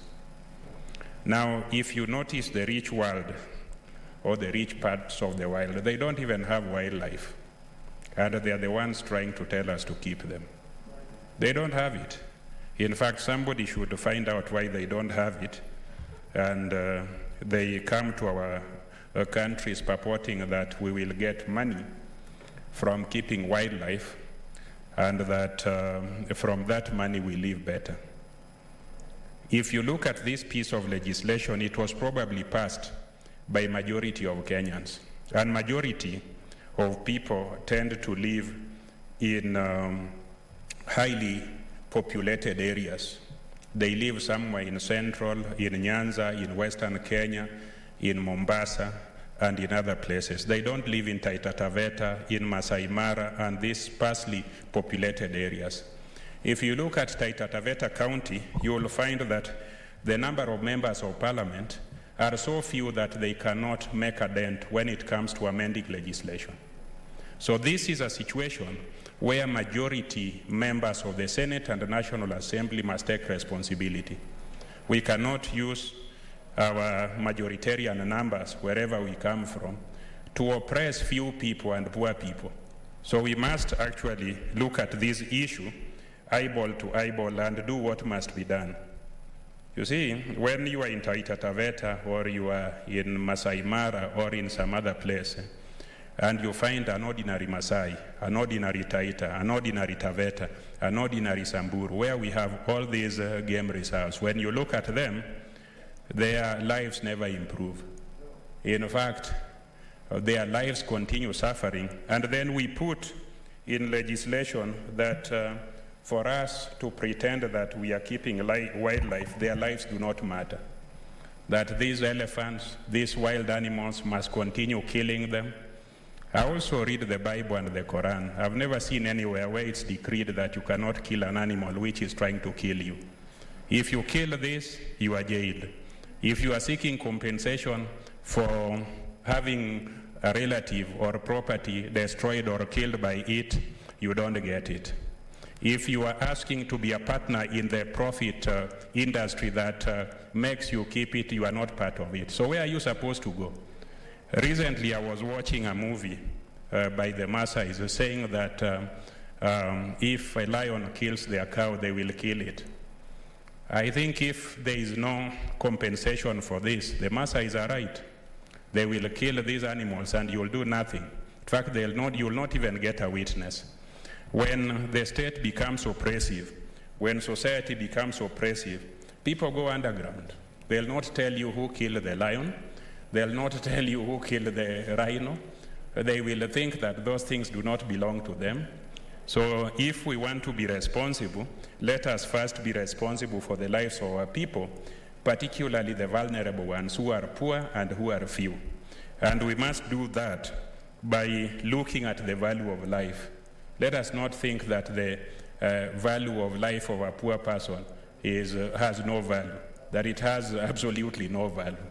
In fact, if we look at where we started, all of us, who had anything? We were given opportunity by those who were protective of us. And we must provide the same opportunity to all Kenyans by adequately compensating Kenyans who are disadvantaged by our desire for profit and pretending that we are conserving the environment. Conserve Kenyans first. In fact, there is no environment to conserve if you cannot conserve Kenyans. When it comes to counties like Taita, Taveta, Makueni, even my own county, Migori, we have certain animals that kill people. If you are found with the skin or a hide of a python, and it's not listed here, it's not even poisonous, but I can assure you it's extremely dangerous to everybody, adults and children alike, to disabled people, to women. It's not listed here. So there is a concept in law that if you are keeping anything fierce, anything that is capable of visiting destruction of people, then you keep it at your cost and your expense. And this nation must take responsibility for keeping fierce things that damage life, damage crops. So I think this bill is a good step towards bringing that. I just want to encourage Senator Maruma to be bold. Be bold. In fact, Madam Speaker, I want to say that there is even an attempt to claim that this is a money bill. Some people may claim that. I don't think we should give a damn about that. Money or death, this is something that is going to correct something that is about death and about life and about coexistence. We cannot dance around the corpses and the poverty of people. When we count our population, we include them. When we share our resources, we exclude them. Those people can very well be us, those who may not be suffering such atrocities like our citizens from those parts of Kenya. I want, Madam Speaker, to say that it is a shame to still have in legislation the fact that an animal has a right to kill you and that you have no right to be compensated. Compensation is compensation if it is prompt and adequate. Otherwise, those other things that are not prompt and adequate are not compensation. So we cannot purport to put some numbers that make no sense to somebody whose potential in life could be anything, from Isaac Newton to any other person. What makes other people think that Isaac Newton, before he traveled to that part of the world, was not from Taita Taveta? He may have been well from that place, and a future one may come from there, or a future one may be Maasai. So this kind of pieces of legislation require a global approach. We must not have statutes that are designed to keep wildlife in a manner that does not protect and defend the lives of our people. The only thing you have that you don't buy and nobody can sell to you is your life. So nobody should come anywhere, including here, and tell us that we must keep wildlife if it is killing everybody, and that if you are killed, you cannot get compensation. Assuming some python visited the president when he goes to Migingo, what will you do to that python? So is the life of the president more important than the life of my brother, Senator Kibiru? So absolutely not, because Senator Kibiru will be president soon in our lifetime. So if he is killed now, when will he be president? So, Madam Speaker, I conclude by supporting this amendment, its spirit, particularly to the extent that it is proposing that we add the amount of compensation given to people, that we expedite the timelines within which it is made available, and that we increase the net when it comes to the wildlife that are capable of causing harm to people. We must ensure that that happens, and that for this nation to continue keeping wildlife, the keeping of wildlife must be made beneficial to people who are most affected by their presence. That is a very good spirit. I conclude by saying that if that is not done, I will pray and others will pray that God deals with the animals. You might just find that they have died, so what will you do? It is important for us to do something that will save them, other than waiting for extraterrestrial intervention. Thank you, Madam Speaker, and I support my colleague. Thank you, Senator Ochilo Ayako. Senator Nderitu John Kinyu. Thank you, Madam Speaker. From onset, I want to say I support this bill by my colleague, Senator Maruma. And Madam Speaker, the issue of wildlife human conflict has been there in Laikipia for a long duration of time. I can remember from the time I was in primary school, Honorable Gigi Kariuki, then the Member of Parliament, was talking about this issue of animals attacking human beings as well as destroying crops. And Madam Speaker, if you would allow me to give some of the statistics from Laikipia so that you can see the weight of this matter. I heard Senator Mtula Kilonzo saying we have corridors in Laikipia. And the way he insinuated is like in Laikipia you don't have these issues by issue of him talking about corridors. It is true we have corridors, but we still have problems in Laikipia.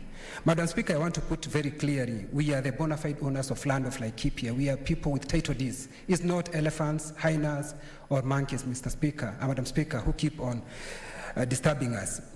Madam Speaker, in Laikipia, we lose 1 to 2 persons every month from the attack of elephants and hyena. And we experience crop destruction to a tune of millions of shillings. Madam Speaker, if you allow me, Madam Speaker, I can say verbatimly about some of the issues that we go through. Madam Speaker, in 2017, a marauding elephant attacked and injured Jerica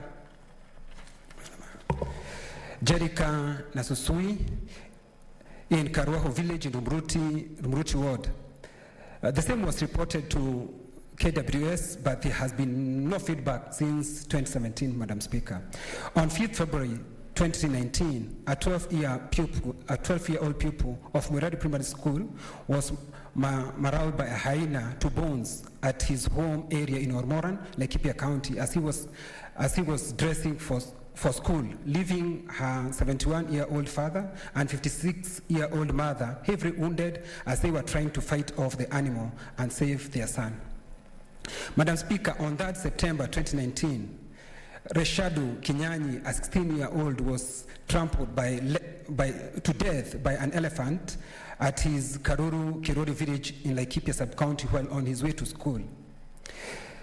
The class 7 teacher was in a group of about 10 classmates who was heading to school when a log jumbo charged at them, killing him on the spot while others escaped with injuries.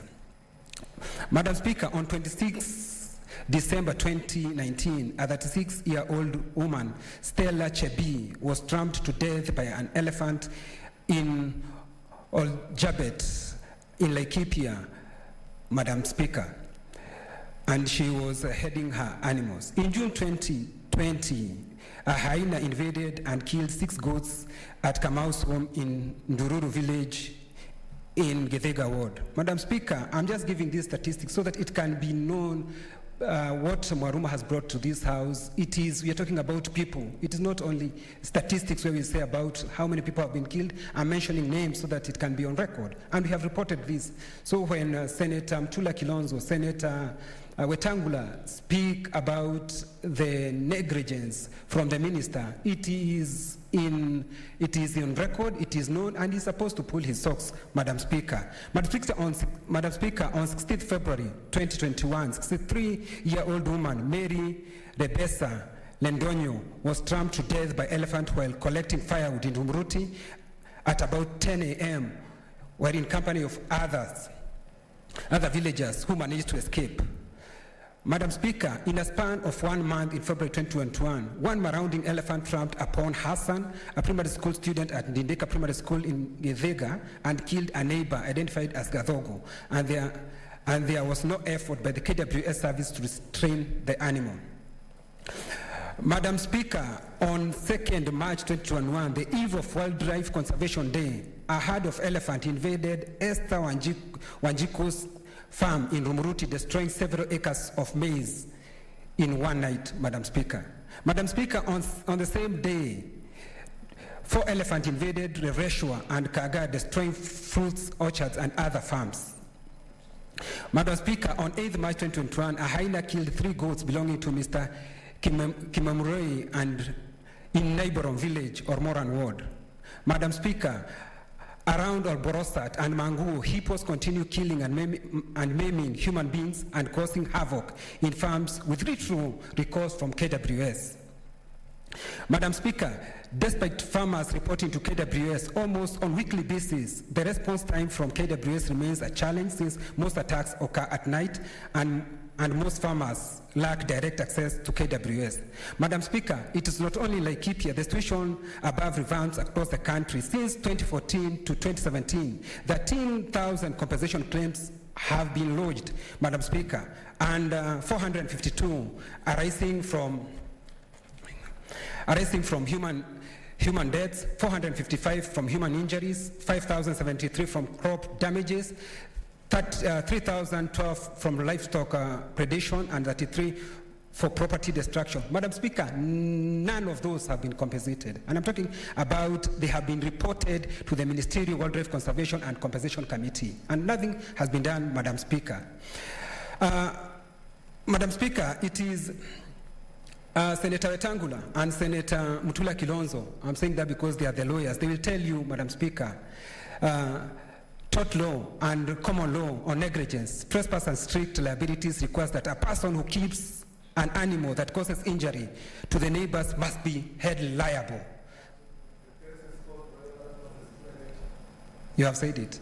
So, Madam Speaker, the people who own these animals in Laikipia are ranchers in Laikipia, Madam Speaker. And they allow these animals, they release these animals to our farms, especially when there is drought, Madam Speaker. When there is fire, they release this animal to our farms. Madam Speaker, we get trouble with these animals, but you don't get compensation. So what I want to encourage my colleague, Senator Mwaruma, this bill is timely, and all what we need to do is to tighten the issue of compensation. Gigi Kariuki had talked about it here in this Senate. He talked in the National Assembly until his days came to an end, and may the Lord rest his soul in eternal peace. But the people he was talking on their behalf have not been compensated. Madam Speaker, this is the issue that we must talk, and we must not only talk about it, but we must take action so that people can be compensated. In Laikipia, we are suffering from all angles. If it's not animal, Madam Speaker, at night we are being attacked by bandits. Madam Speaker, if it's not bandits, Madam Speaker, I don't know where the Rockers is supposed to be classified under this bill, Madam Speaker, because even Rockers, I think is...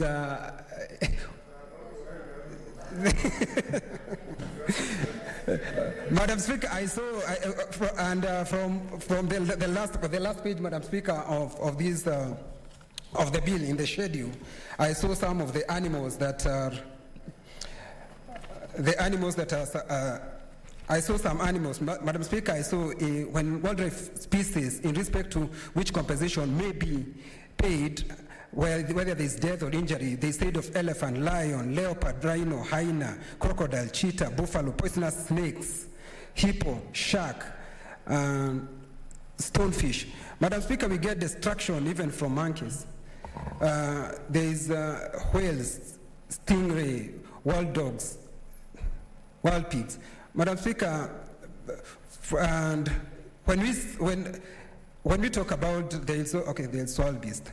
So, Madam Speaker, from where I sit, this is a timely bill, and what we should do is to tighten and to shorten the time of compensating, and even the amount that people are supposed to compensate it.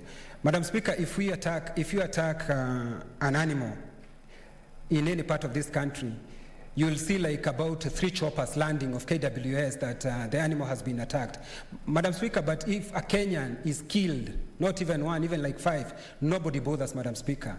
And when you talk about voting, it is these Kenyans who vote. It is not these lions, it's not these hyenas that vote. But Madam Speaker, I think after voting, our powers are over, and we are left at the hand of these animals to kill us, to destroy our crops, and the best we can get is just a story. There'll be compensation. Somebody comes to a shamba, he looks, and we are told the first person to come has to come from Ministry of Agriculture. When the Ministry of Agriculture comes, he tells us he does not have capacity. Then from there, we need to talk to somebody in KWS. Madam Speaker, there must be coordination, proper coordination, so that we can know if we talk to the person in agriculture, the person in the KWS, how long am I going to wait so that I get compensation, Madam Speaker? Thank you very much. Thank you, Senator Nderitu. Senator